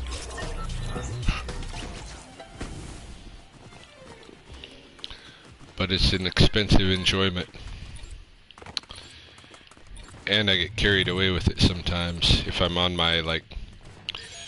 I think I got, like, some chemical imbalance in my brain, because...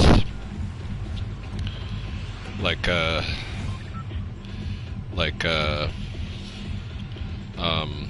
bipolar almost. I'm cutting back on the booze, but I'm still drinking at night, hey.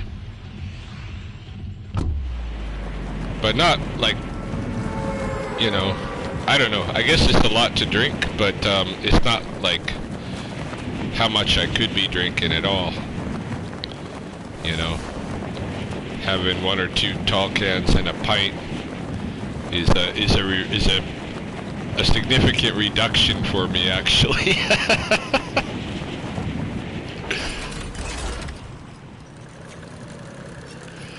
I need to cut back even further on the booze, though.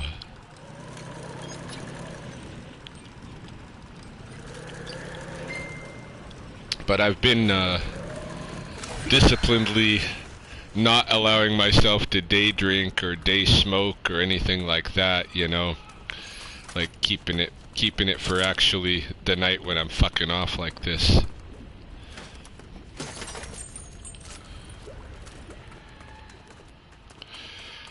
It's kind of too easy when you're your own boss, or even not even your own boss, like if I'm over at Tom's place doing work, you know, Tom encourages me to drink on the job. he'll give me drinks, you know. Yeah, I smoke weed too. Yeah. Yeah, I'll smoke weed. I occasionally eat mushrooms.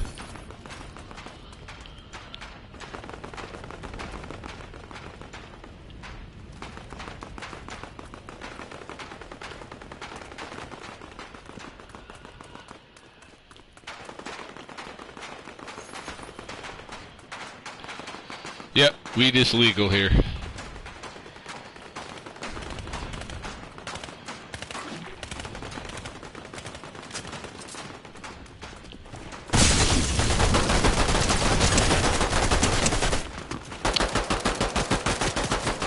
And mushrooms are soon to be legal, I think, because they already are in BC.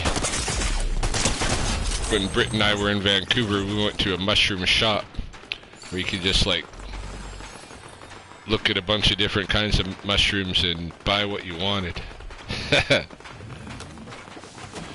Oh yeah, totally. Weed is way more potent today than it was. Oh fuck, I used that medical thing for no reason.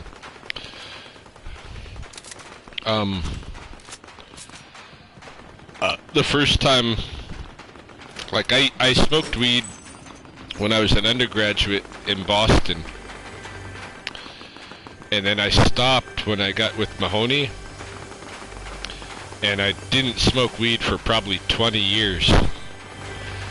And then as it was becoming legal here, I was like, well, what the fuck, I'm gonna try it. And it was like a 420, and I tried it. My sister-in-law, Mahoney's sister, gave me some, and it fucked me up for days. Like, I had called her like 2 days later. I'm like, what did you give me? Because this is not the weed I remember. I'm still messed up, you know? I also found it to be like very dark. Hey, I never found weed to be like something that triggered, you know, dark stuff. But then when I tried it again, I did. And you think that might turn me off of it, but nope, I just started smoking again. Yeah, it's very potent. It's probably part of what's fucked up my head, you know.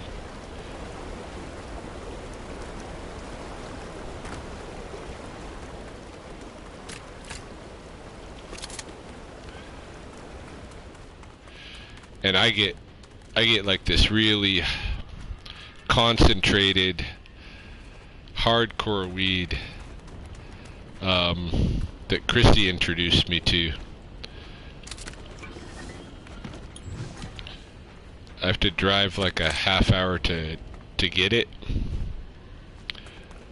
but I can get 10 grams for 25 bucks, and it's like wickedly infused and potent weed. Like, you know, weed smokers will smoke that stuff and be like, whoo. We had, when Chrissy was here, we had so much of that kind of like strong weed. And Raven, our other roommate at the time, one time, Chrissy gave Raven a hoot. And it just put Raven to her knees. She's like, geez, you know, why are you doing that? You know, you might as well be smoking crack. Because it's pretty hardcore. But why can't I get that rifle in my thing? Let's see, I'll just swap out. No, I don't want the bandages, I want the rifle. Thank you.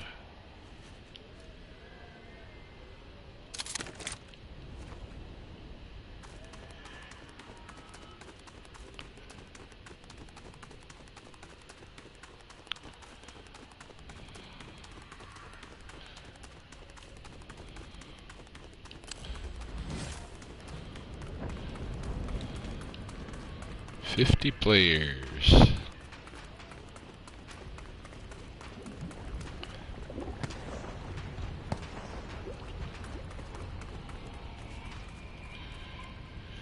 I live in a different place than where I had my gym in my basement. I lived in a neighborhood called Riverstone, and I was renting a brand new house there. That was the first time I built my own gym in the house. And that was the one that was in the basement. And when I moved into this house, I commandeered the garage and I bought much better mats. And just right from the start, I turned it into a gym. Me and my friend Alex made that crash wall so we could smash people into the wall, smash each other into the wall, and not break the wall. So I've got a whole like padded wall that's away from the real wall.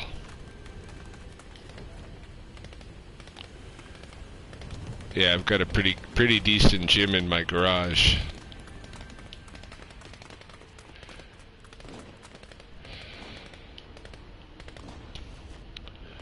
But yeah, it was in the other neighborhood where I had the basement gym.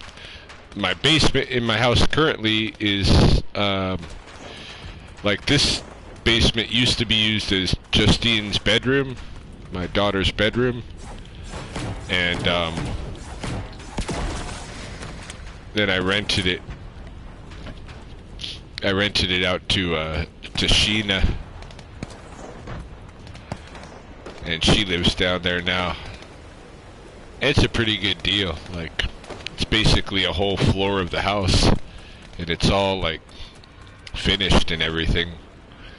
And she gets to use the main floor, you know? So it's like I call her my domestic partner, but she thinks that sounds too much like we're involved with each other.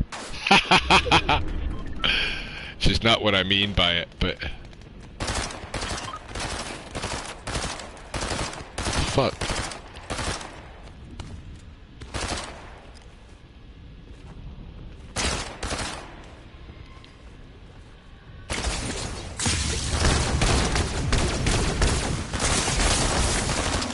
Fucking sneaky little sucker.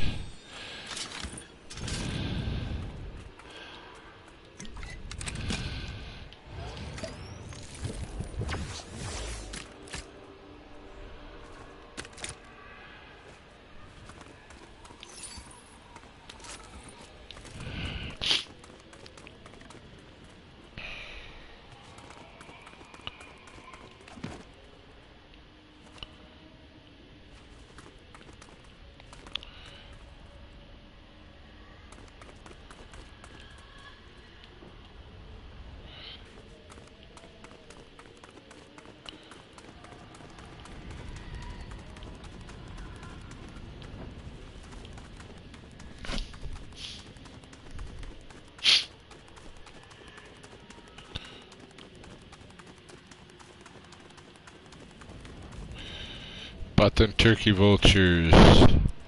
How they make a comeback when there's so little wildlife now? No more bison.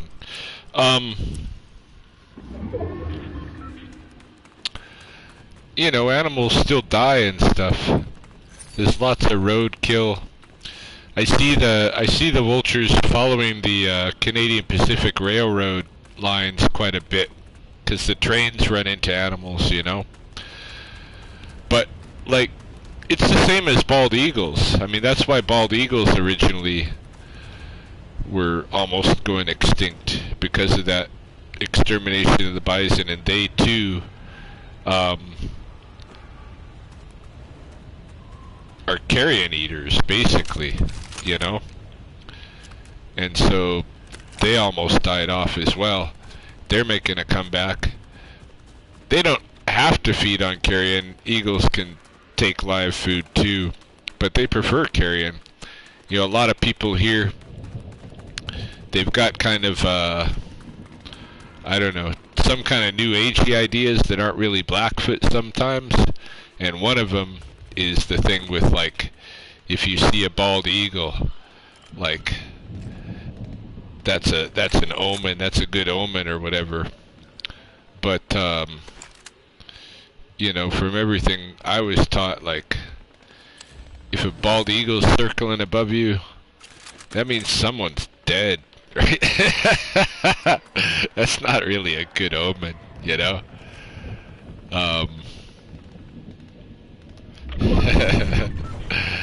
But the turkey vultures, yeah, they're finding enough food, you know?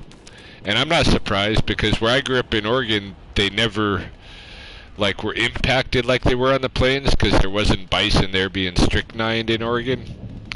So the turkey vulture population never suffered there like it did here. And, you know, even with all the modernization and stuff of the Pacific Coast area, those vultures out there are still doing good. So I'm not surprised vultures here are able to find enough food, you know?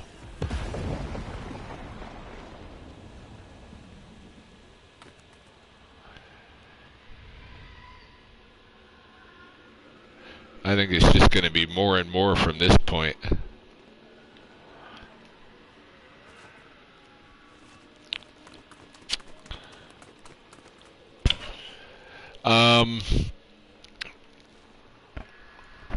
They're not wolves like right here in Lethbridge in the coulees, but the closer that you get to the mountains, which is only like an hour drive away, yeah, you can definitely, there's definitely wolf packs in the foothills going into the mountains.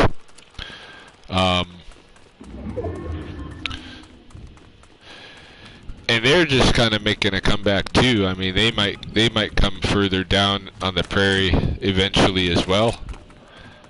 So that remains to be seen.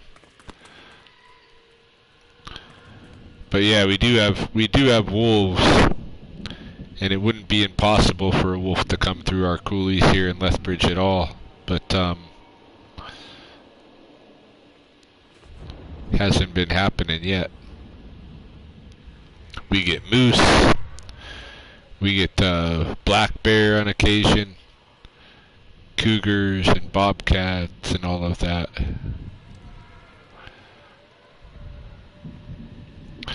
That is the direction I need to go.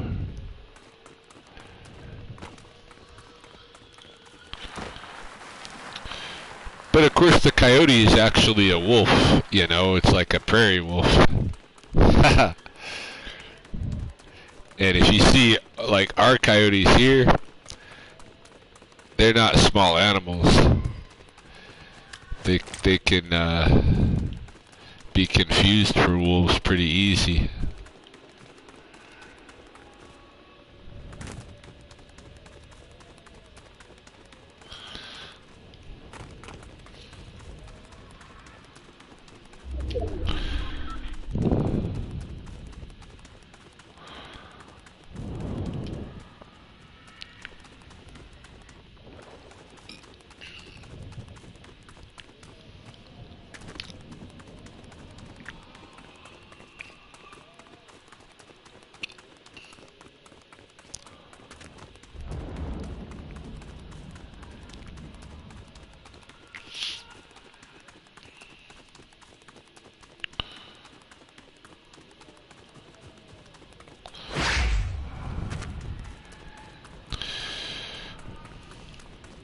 Closest place I ever seen wolves.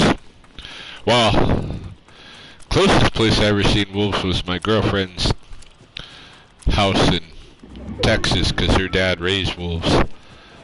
But closest place I seen wolves in the wild was Yellowstone.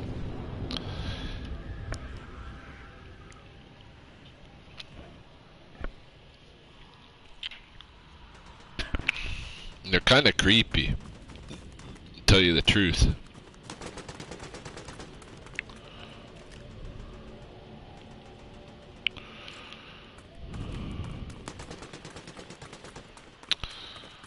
Especially the all black wolves. For some reason, those all black wolves kind of right creep me out. It's not wolf racism or anything. They just there's just something about them that's scary.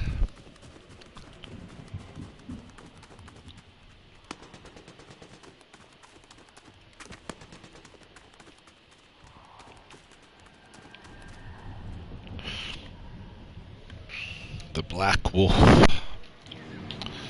There's a lot of Blackfoot names with wolf, you know. Very famous Makuyo Pistoki, crop-eared wolf. My first Blackfoot girlfriend was a crop-eared wolf.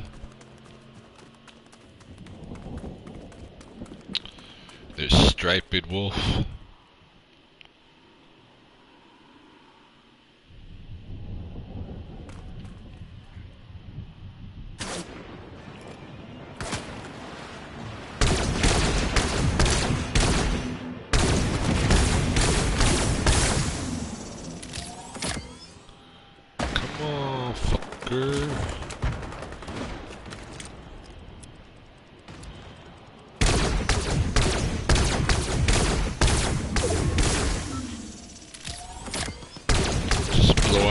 Building.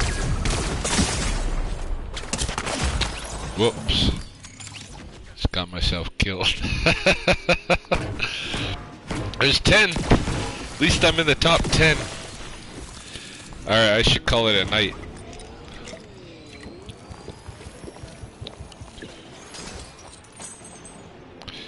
I don't know.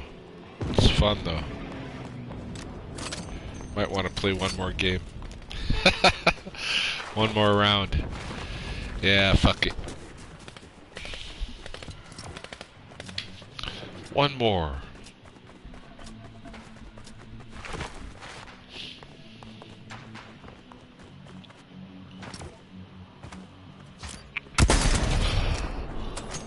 Oh.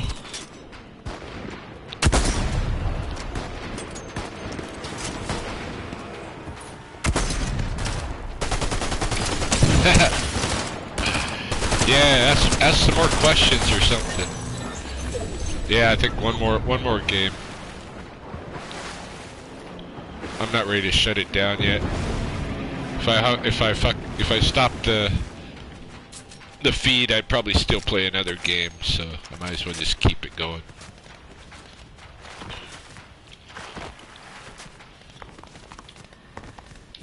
Haha! Yeah, start drinking.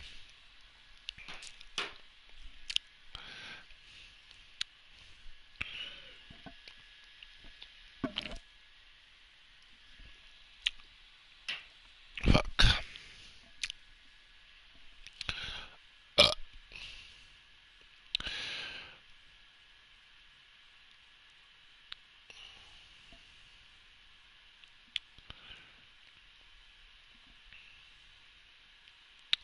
Yeah, drinking really helps you with your fitness.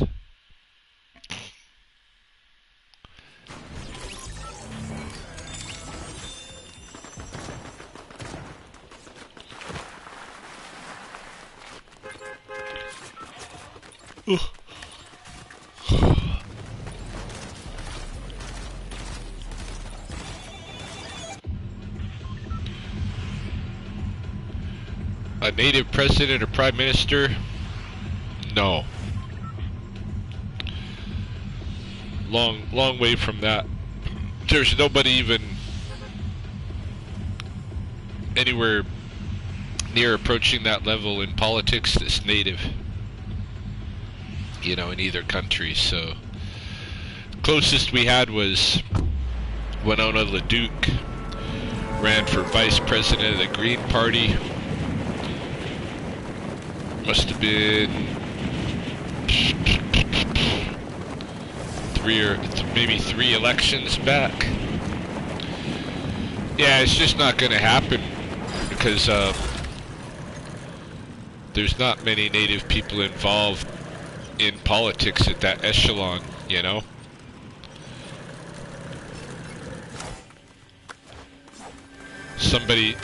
It's like academia in a way, like if somebody had that aspiration, they maybe could, but they'd probably almost have to sell their soul, you know, for like as far as, you know, how much they would be representing native people, you know, by the time they got to that level, they're probably just native by genetics alone, you know, like culturally the whole thing, the system would change them.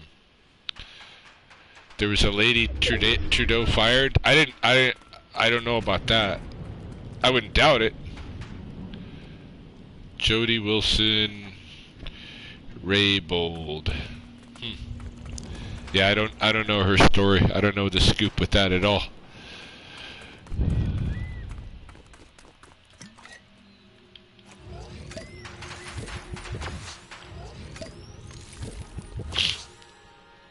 Yeah, they'll have to sell out. They'll have to sell out a good portion of their life, you know, in order to get in a position where they could be president or prime minister. Like, those are positions that are really controlled, you know. Whether you're native or not, you're sold out to corporations and stuff at that point. And plus, you know, you really have to have an in. I think it's not like something you can just do. If they start to push too much native agenda, the majority will not like it. Oh, yeah, and native people do not have the voting power. Yeah, that's right. Yep, all that stuff. And really, like, native issues, the vast majority of people don't really give a shit about native issues, you know? The Governor General is Inuit, but what do you think the likelihood is of being Prime Minister?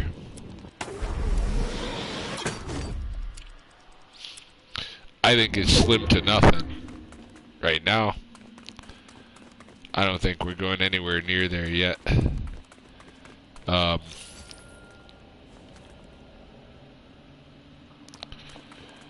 Like, I always have to, in Canada it's a little bit more like, more people are aware of stuff like that. In the States, the native issues,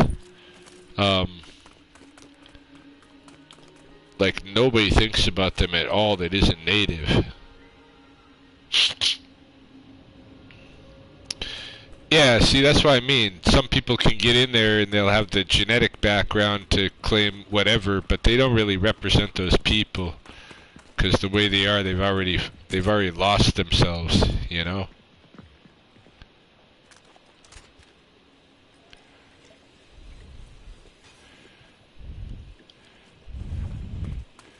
Yeah, Barack Obama was a big letdown. Actually cried when he became president. I was so, like, overwhelmed, like, with emotion. Like, I couldn't believe a black president and shit. But then he was just like all the fucking other guys.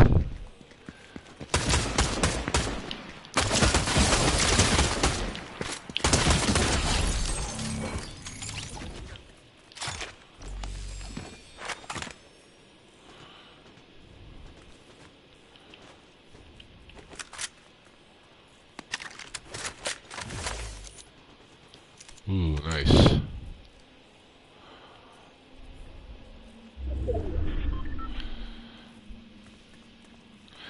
Alright, Huntress, I'm leaving you. I'm leaving you. I got a new friend.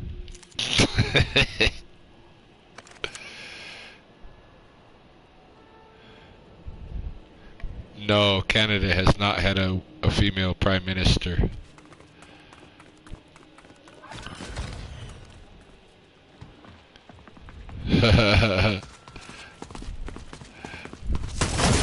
Oh no, don't fist me.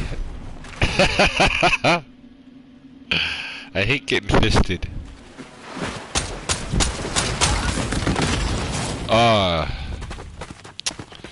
Yep, she got me with them nitro fists.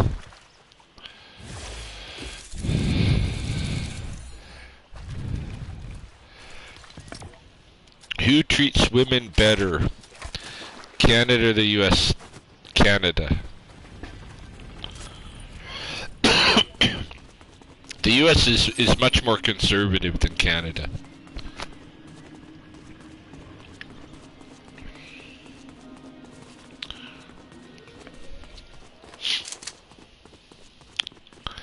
Oh, okay.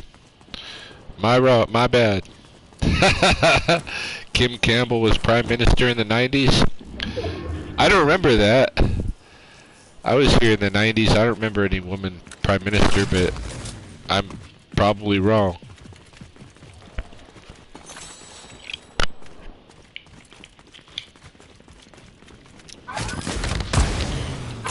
We do have, you know, women that are basically in the same position or as governor in the states, you know, that are running the provinces and that kind of thing. But the states has that too, you know.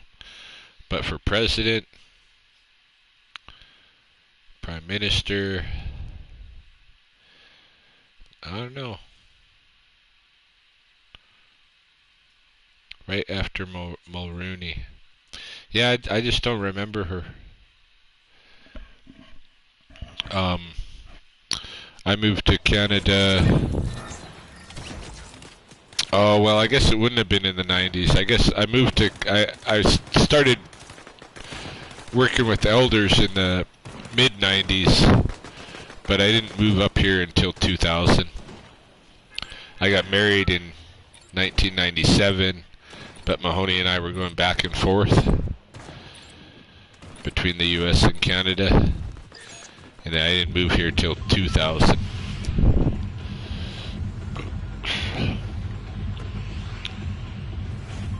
How come Canada doesn't spend as much? Because Canada isn't out there trying to make its wealth on this kind of weird neocolonization and stuff. Canada goes to world conflicts, but not so much to fight, but they do, like, they kind of back up the US, and they do a lot of, like, policing and that kind of thing after the fighting has been already kind of done by the US. But yeah, Canada doesn't spend anything military-wise like the US does. The US, that's its whole agenda is military. I mean, it really is like the Empire from the freaking Star Wars, the bad, like they just want to colonize and rule everything, you know.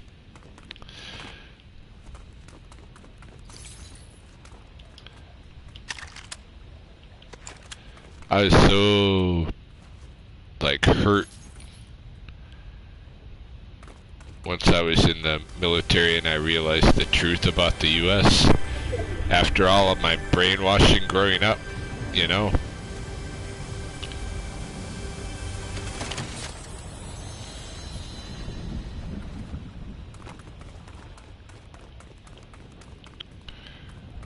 Yeah, I didn't want to be a part of any nation state after that, but in order to be up here, I had to get Canadian citizenship. But I'd be happy to give up all of my citizenships, because all that stuff is bullshit, you know?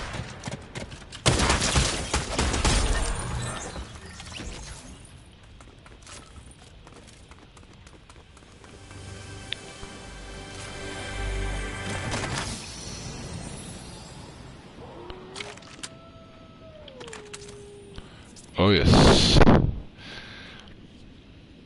Yeah, all that stuff is bullshit. But isn't that what native tribes also do? Take over and secure land? Didn't indigenous people war against one another for resources? No, not like that. Not until they were kind of pushed around by colonizers. In Blackfoot,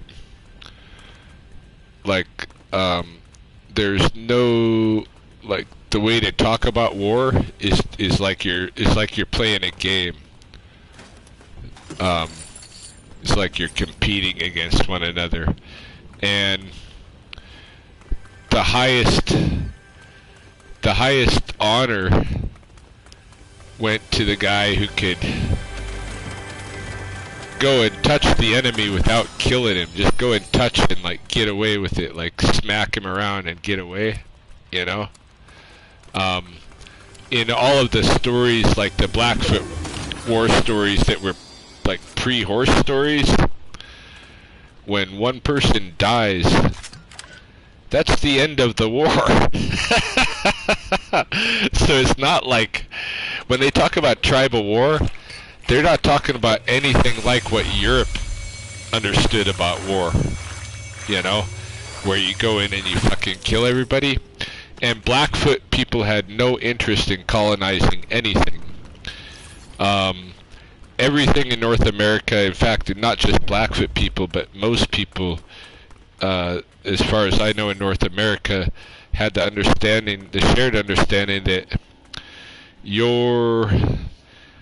whatever your water system, you were attached to your water, not to your land, to your water. I mean, the land is there too, and that's what kind of like gives the water its shape. So it is the land, but it's the water, and the knowledge that you have comes from that place, from the animals and plants that live there that transfer that knowledge to the humans.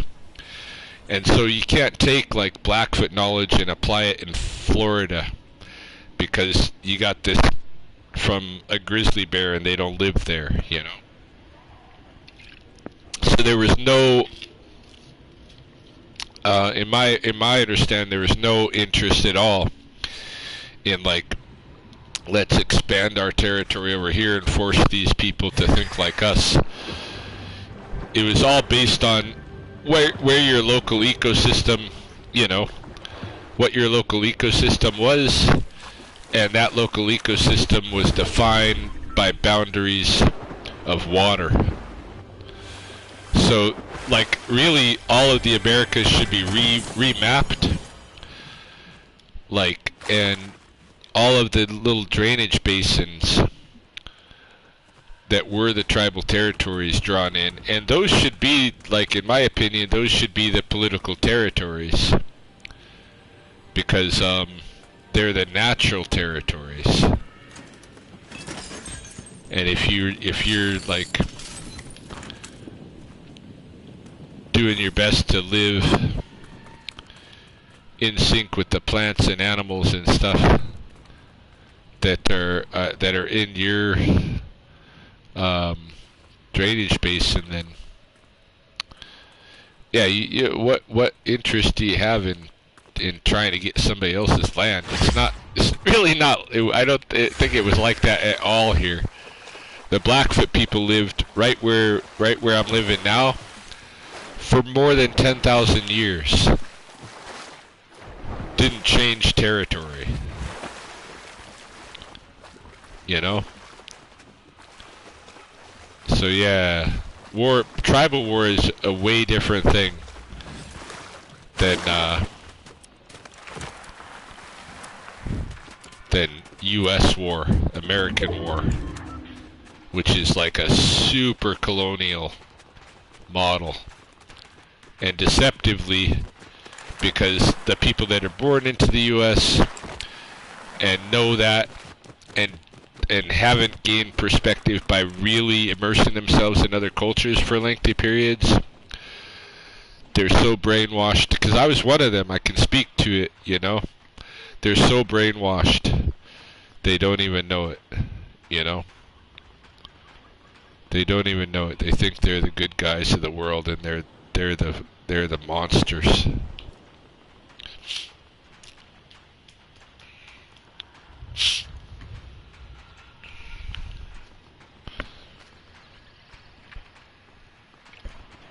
Not that there aren't other monsters, but the U.S. is a huge one. U.S. has never entered any conflict to actually do good for people. You know? There's always some ulterior motive. So it was only when white people came to North America did indigenous people start. No, indigenous people were fighting with one another before that. But like here on the plains, for instance, there was a system, and it was like a game, and there was points. And you get so many points for what you're able to do against an enemy. And if you killed them, that was low points. Compared to if you're able to just like smack them with a stick and get away. Or take their weapons, take the things that they need the most. You know. That's how it was played. But it wasn't played like we're doing this to colonize your land. It was just that there were, you know, like conflicts at the borders.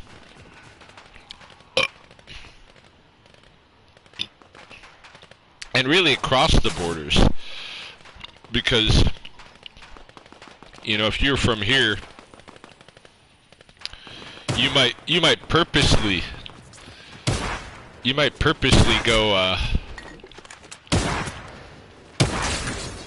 across the border just to look for trouble, just to see what you can get away with and survive. Because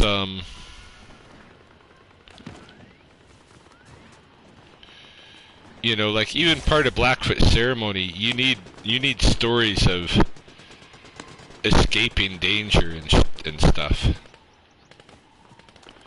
They're part of the ceremonies. You have to have people who have been engaged in war and survived it.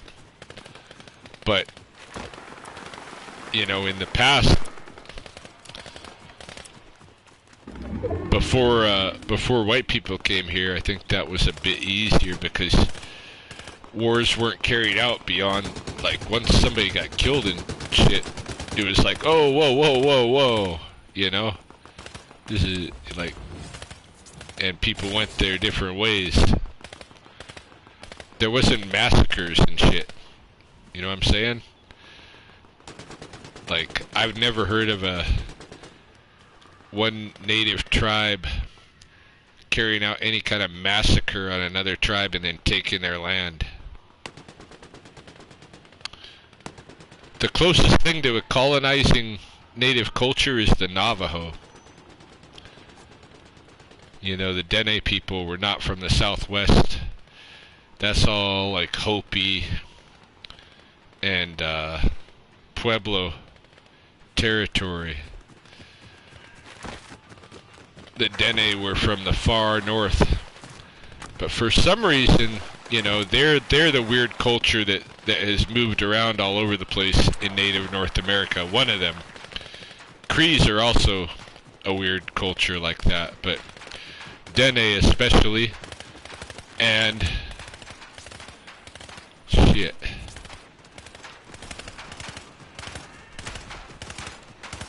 And they act like fucking Arizona and New Mexico are theirs, but compared to the Hopi and Pueblo people, they're new, very new arrivals.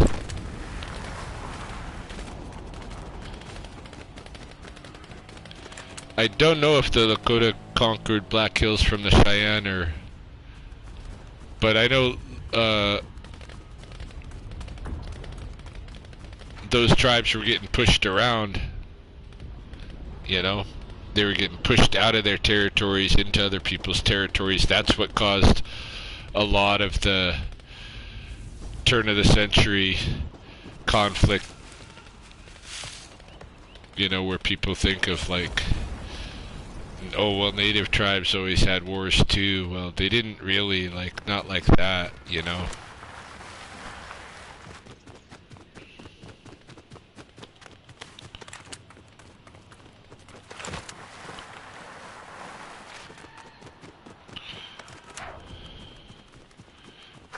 But yeah, like we have some Sioux that ran up here to escape the American army. And, you know, they're living up here by the mountains, and they're trying to claim this is their traditional territory. You know, which is not.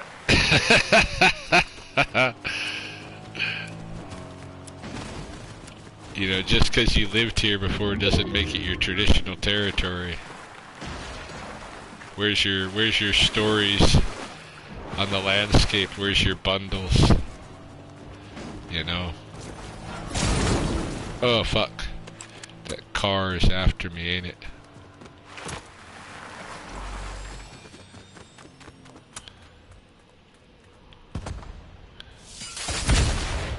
Shit.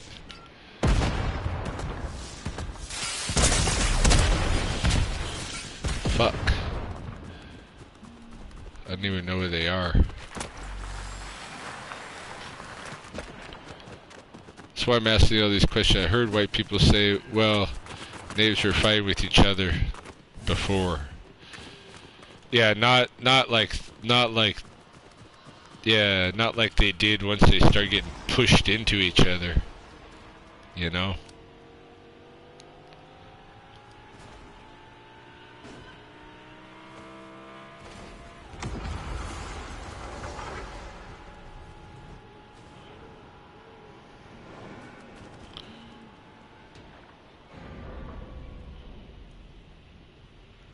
Do we all ultimately come from Africa? I don't know.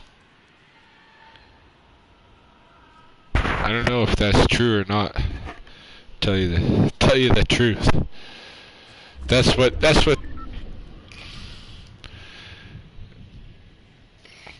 science has said. for a while.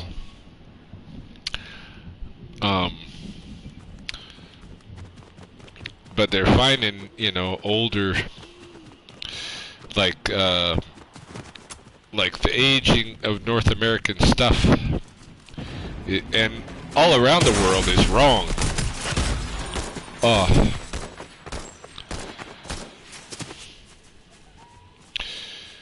And most of those, like like ancestral human fossils and stuff that they have from Africa, they might have like a jawbone, and they're making whole theories of human origins out of one jawbone. They don't have like multiple examples of a lot of these pre-human species or early human species skeletons. They got like a couple of examples, and they could just as very easily be some kind of great apes or whatever. Like, I don't know if we came from Africa or not. Doesn't really matter to me, like, if we came from Africa, but culturally, like, genetics doesn't, I almost don't give a fuck about genetics. Because it's the cultural knowledge, like,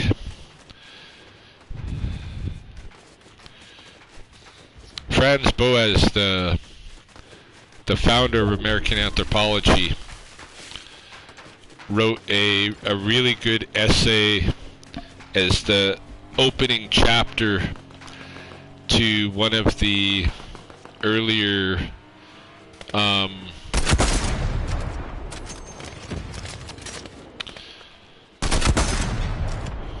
collections on linguistics, and he basically proves that race, like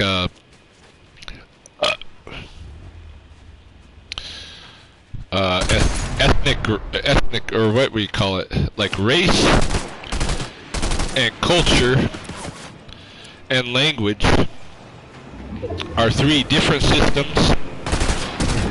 They can be interlinked, but they're different, and one does not equal the other. And so you can be racially Blackfoot, but culturally white, and speaking Vietnamese, And a really good example of this is the tribes that I worked for. Well, the tribe that I worked for in Northern California, the Hupa, they were trying to get some things out of Harvard, and at the time, I was the only person, well, no, me and one other guy had gotten some things out of Harvard. Gotten things out of Harvard's Peabody Museum and brought them back in the ceremony.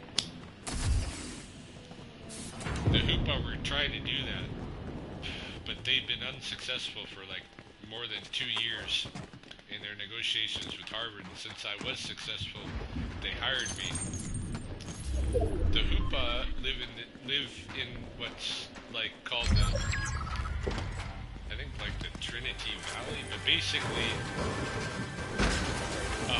the Klamath River is coming down to meet the ocean, and just before it meets the ocean in Northern California, it intersects with, what is that river called?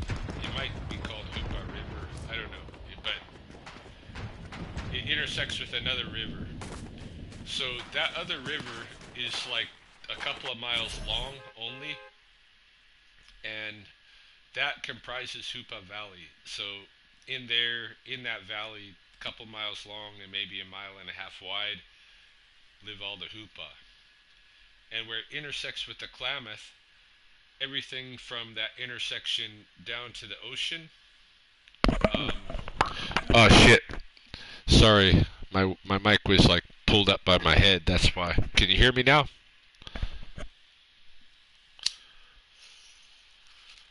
I'm going to do a mic check before I continue with the story.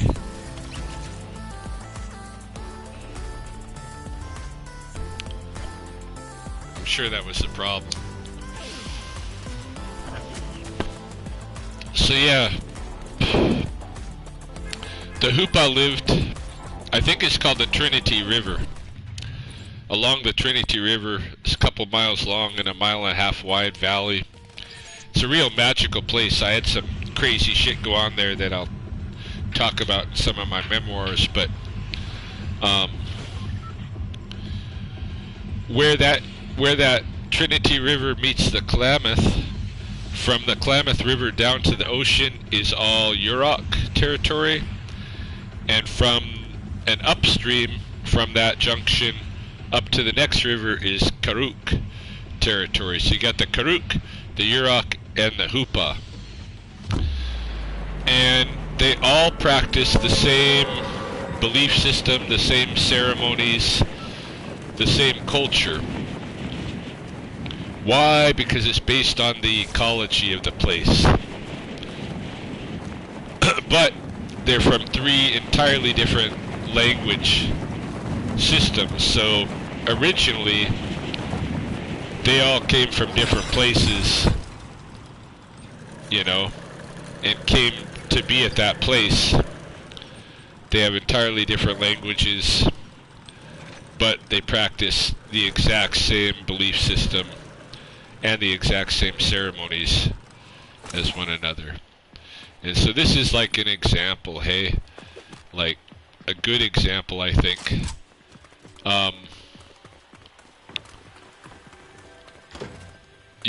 You can show pretty easily with a lot of examples that language is not culture. I mean, not that it doesn't.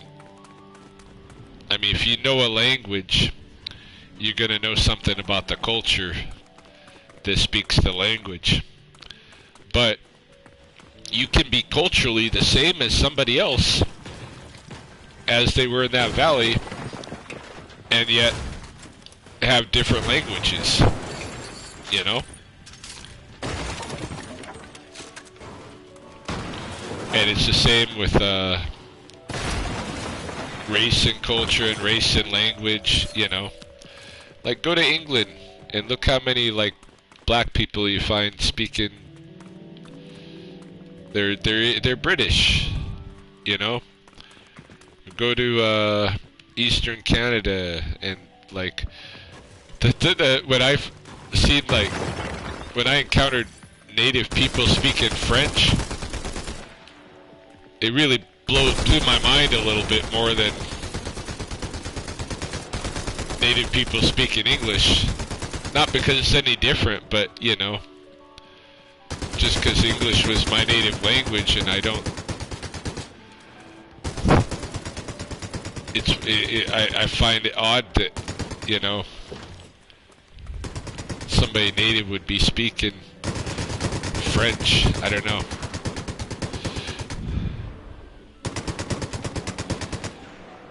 Yeah, Japanese American go to Japan, and Japanese people in Japan will not consider him Japanese. Of course, he's American because he's culturally American.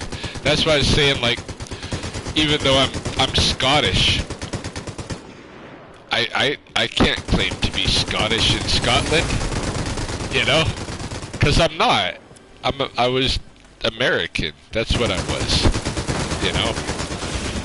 I think I've immersed myself in the Blackfoot world enough now that it's at least as strong inside me as my Americanness, and probably more because I've been here longer now. But, you know, American was my formative culture. But yeah, that is what the culture is. It's American culture. It's not like European anything, hey? It's not just because you're from European descent genetically does not make you European at all, you know?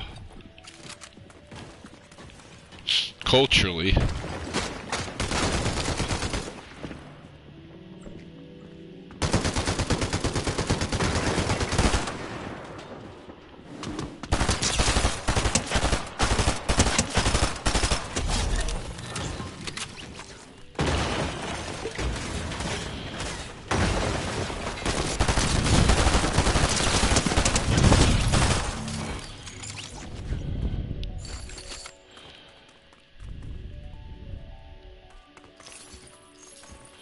could one be Blackfoot genetically but not Blackfoot culturally? Absolutely. I've met quite a few. You know, there's people that got, like, they call, you know, the 60s scoop. The kids from here that went into the social services system got, like, given to white parents, and they're not culturally Blackfoot, you know? Not that the community doesn't invite them back, but they're not culturally Blackfoot, and they experience all kind of issues around this because it's like, you know, it is different here. Like, I recently had someone here, my roommate Sheena, her cousin came to stay with us. She's in Vancouver, but she was, you know, adopted out and raised, you know, like white Canadian, and even though, like, she still maintained some connections here, and like the family knows of her and stuff, like this is not her place, and she was very uncomfortable culturally here, you know, and she ended up running back to Vancouver. So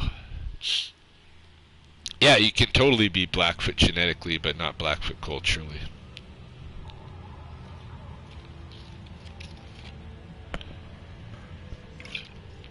So my late friend Narcissus,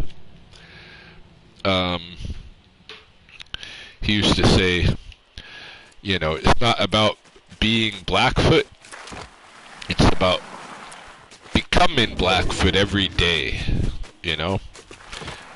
What are you actually doing to be Blackfoot?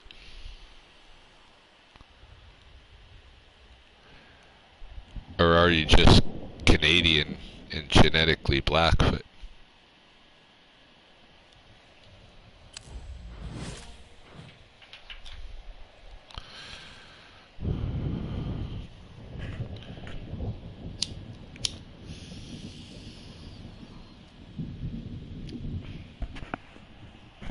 There was a language conference here recently,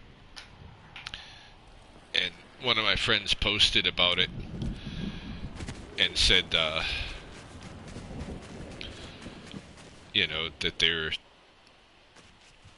one of the messages at the conference was that, you know, the language isn't going extinct because it's in all of us.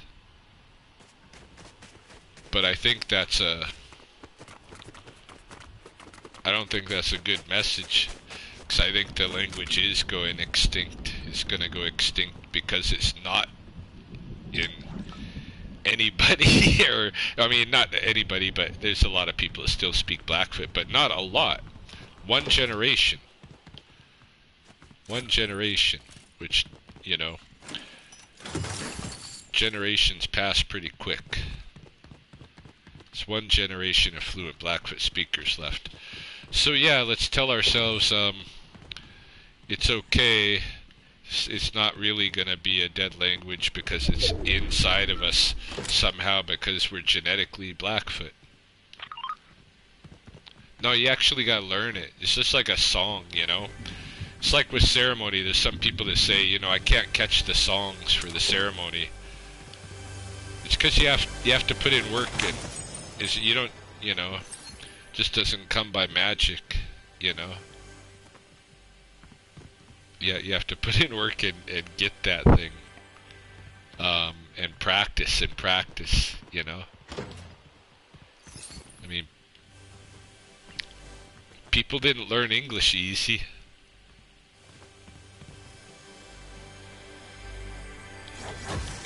There's a lot of jokes from that era when people were trying to learn English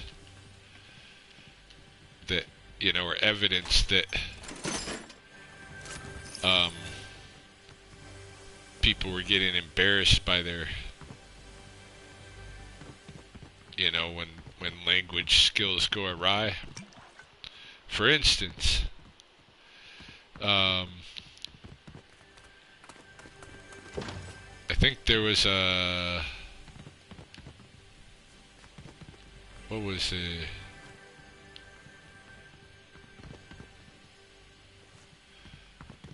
I was trying to think of the family name. But anyway, these guys were driving into Lethbridge and they were using farm gas.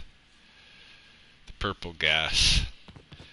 And there used to be a cop who would, because you weren't supposed to use purple gas in your vehicles, you know, they were just for farms only. 'Cause it's cheaper and all this. And so there was this cop, he used to pull people over and siphon some gas to find out if they were using the purple gas. And, oh, it was a Young Pine, that was the name I was looking for. I can't remember the first name, but the guy's last name was Young Pine, who was in this car. And he told his friend, hey, don't say nothing, I'm gonna do the talking, 'cause I know English better than you. Just leave it to me. Shut the fuck up, basically, you know? And so then the cop came up to them, pulled them over and came up to them. And this Young Pine, you know, put the window down and to talk to the cop. And he says, hello, sucker.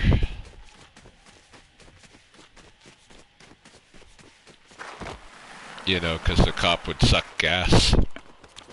Hello, sucker. So it didn't go well.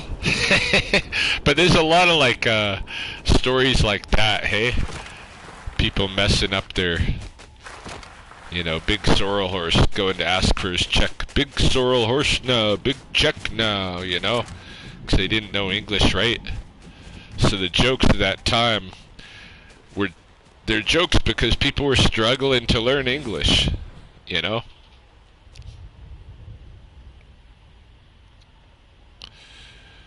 So you don't learn Blackfoot by being genetically Blackfoot. You have to, like, if that's not your first language, you're gonna have to struggle to learn it.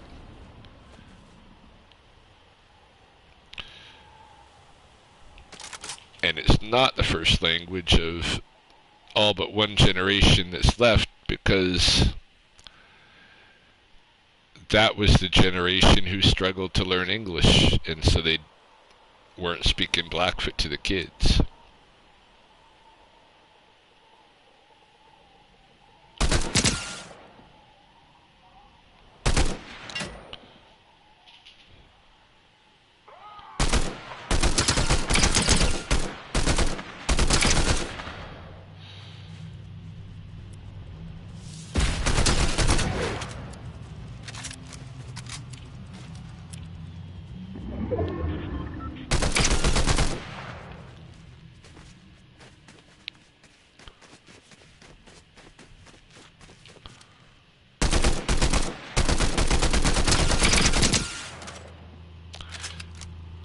There were reasons for why people turn to English,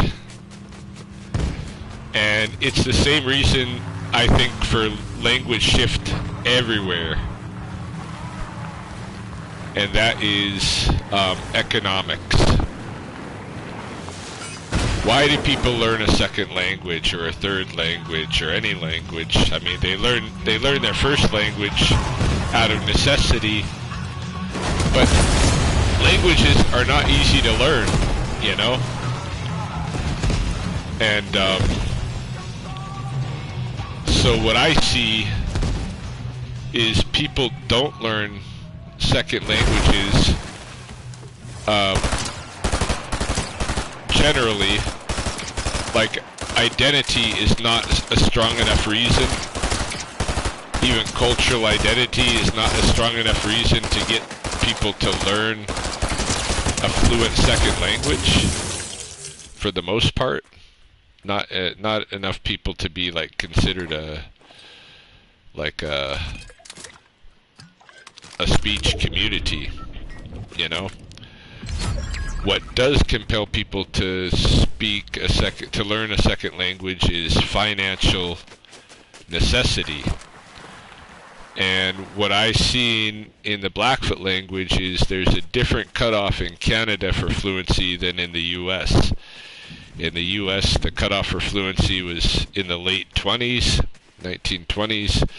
In Canada, it was the late 1960s.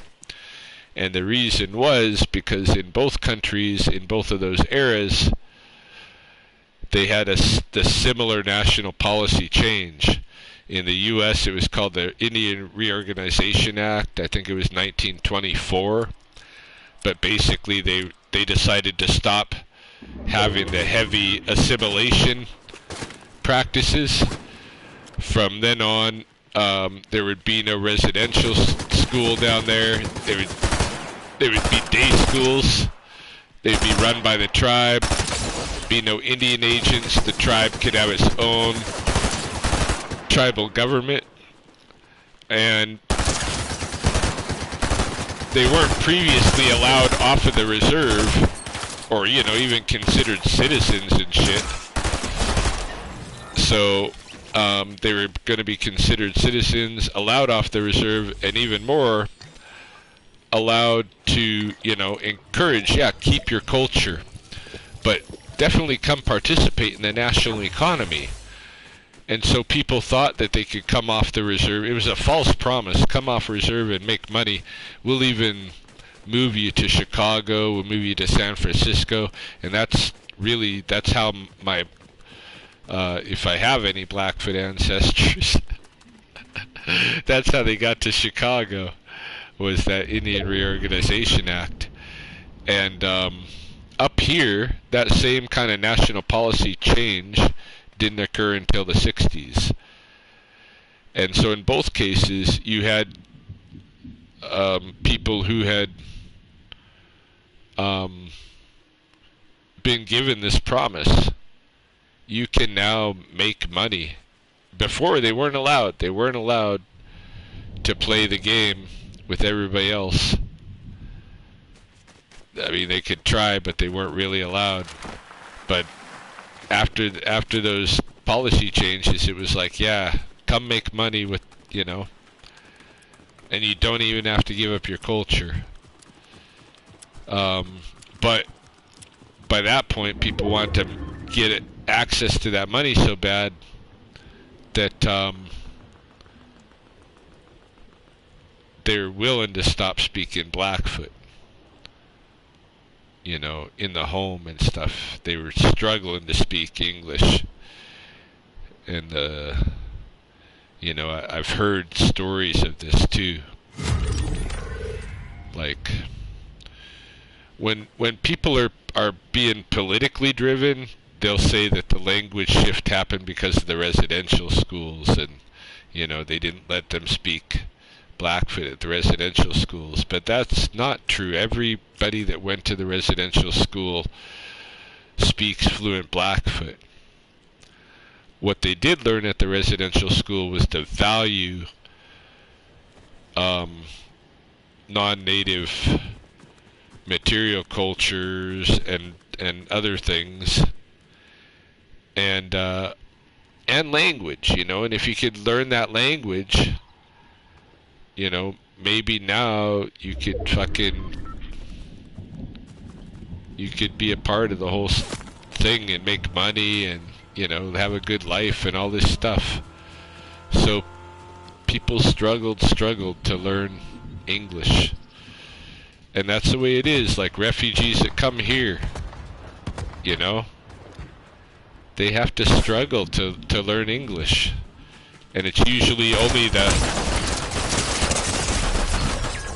not the first generation of refugees, that at least 5, that are able to get that fluent English, but they're kids, you know. And then the parents start getting mad at their kids while they don't speak enough of whatever their old language was. But it's because in the household everybody's just speaking English because that's what they're trying to learn, you know. I don't know. I need a pee break. And, gee, should I even play another game? Yeah, I'm gonna play another game, but I need a pee break. Be right back.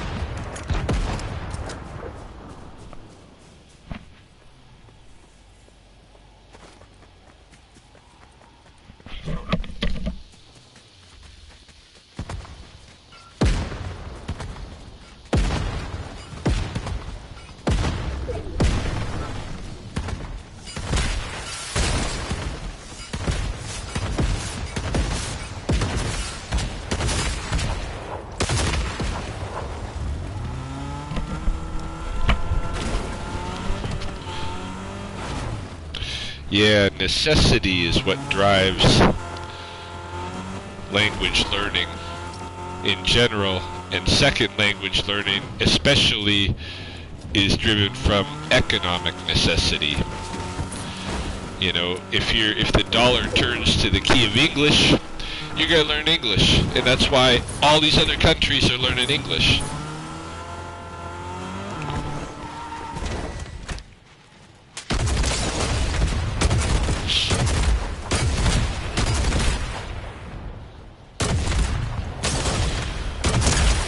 You know, it's weird how you can travel all over the place and get away with speaking English, and some of the people that you encounter are gonna know what you're saying, you know? Why do you think that is?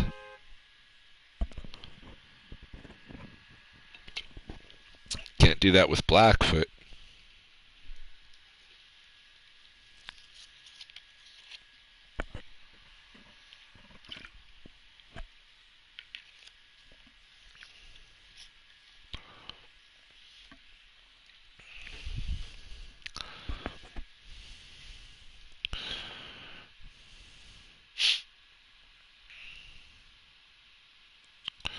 Yeah, I'm still struggling to learn Blackfoot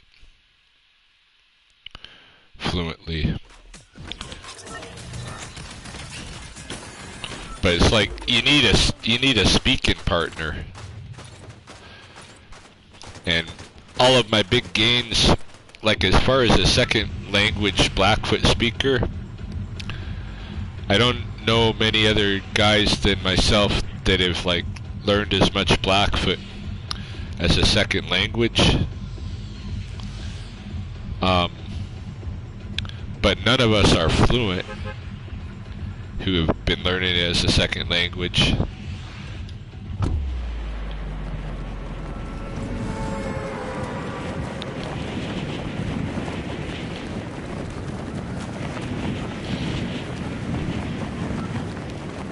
And I don't know, I think my biggest gains in that learning were when I was immersed in a community of elders that were speaking the language around me all the time, you know?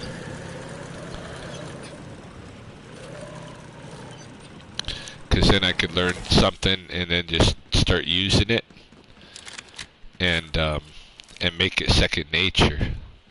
But if you're not using it, you know, it's different. Chrissy tripped me out. Even her little sister, you know.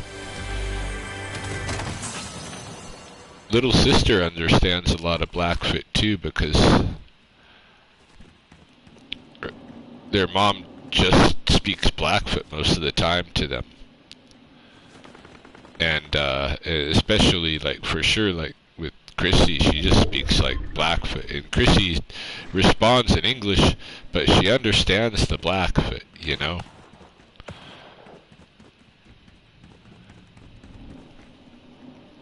Which is something. I don't know. Like, I think if she had a speaking partner that she was comfortable experimenting with, she could be fluent very quickly, and that's, you know, one of the things I was hoping within our relationship.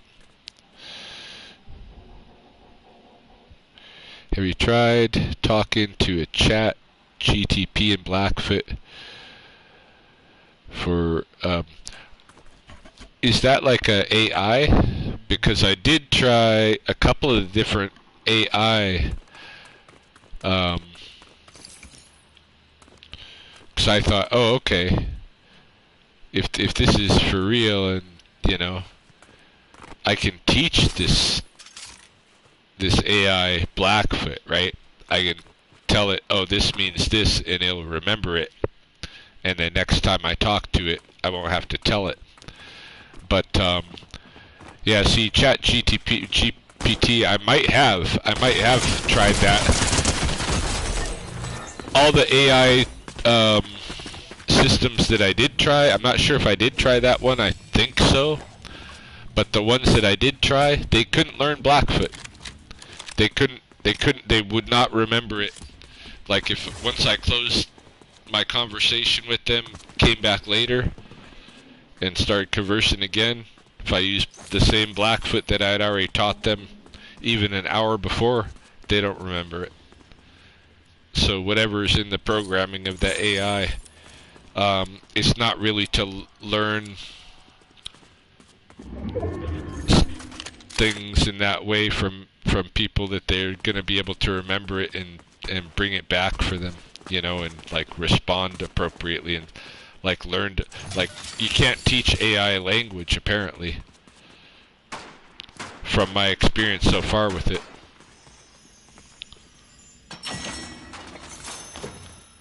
Like, what do you mean improper prompts? I would literally, like, write into the, like, in my message into the AI, Itamakskanaatani means good morning in Blackfoot. Remember that, because I'm going to say good morning to you again. And it wouldn't remember.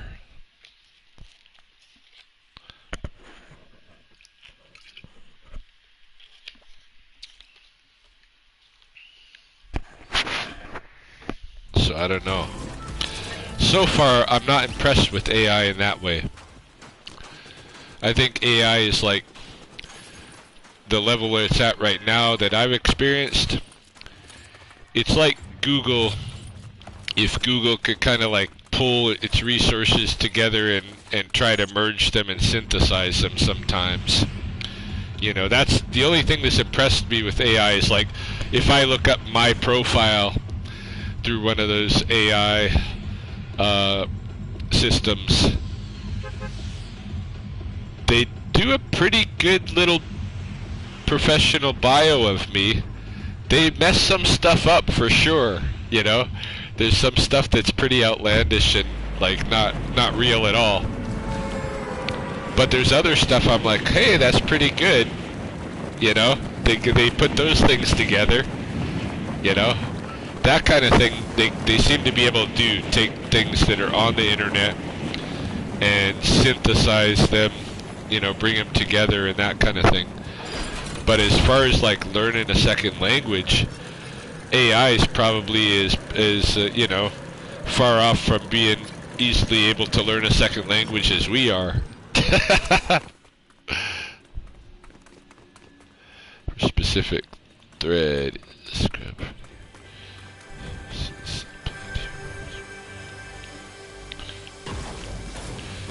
Okay, the memory in AI is only for the specific thread. Yeah, that's the thing. It doesn't remember, it doesn't keep things that you've told it for the next time that you open it. It's just right there. And that's, see, if you want to AI, say you wanted an AI language training partner, which would be way easy to create if they wanted to, you know, and would be helpful for people. But it's not there because of that erasing the memory thing. you know?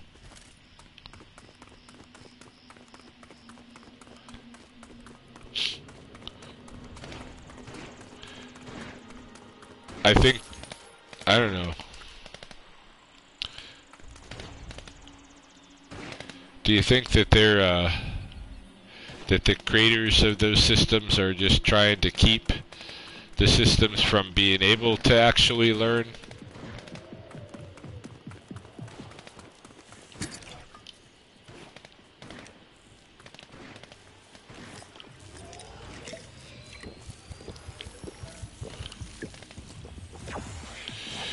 Yeah, if I was wanting to learn like one of the languages that are popular, I bet Chat GTP or GPT has all that in it, you know. But I'm wanting to be fluent in Blackfoot. My phrase of the day today was Gdomex stops Kitahka Tawahkan. Let's see. Kitahka Tawahkani. Like, means, are you ready to play again? Gdomex stops. Gdomex stops literally means like, are you boiling over yet? That's what being ready is. You're boiling, you know. Kitaka ta wahkat. Kitaka ta wahkani. Kitaka ta wahkani. Are you ready? Are you ready to be at play? You know.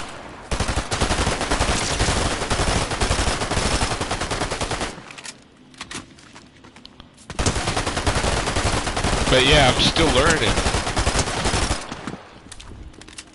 All the time I'm trying to learn Blackfoot. But it's hard without regular speaking partners.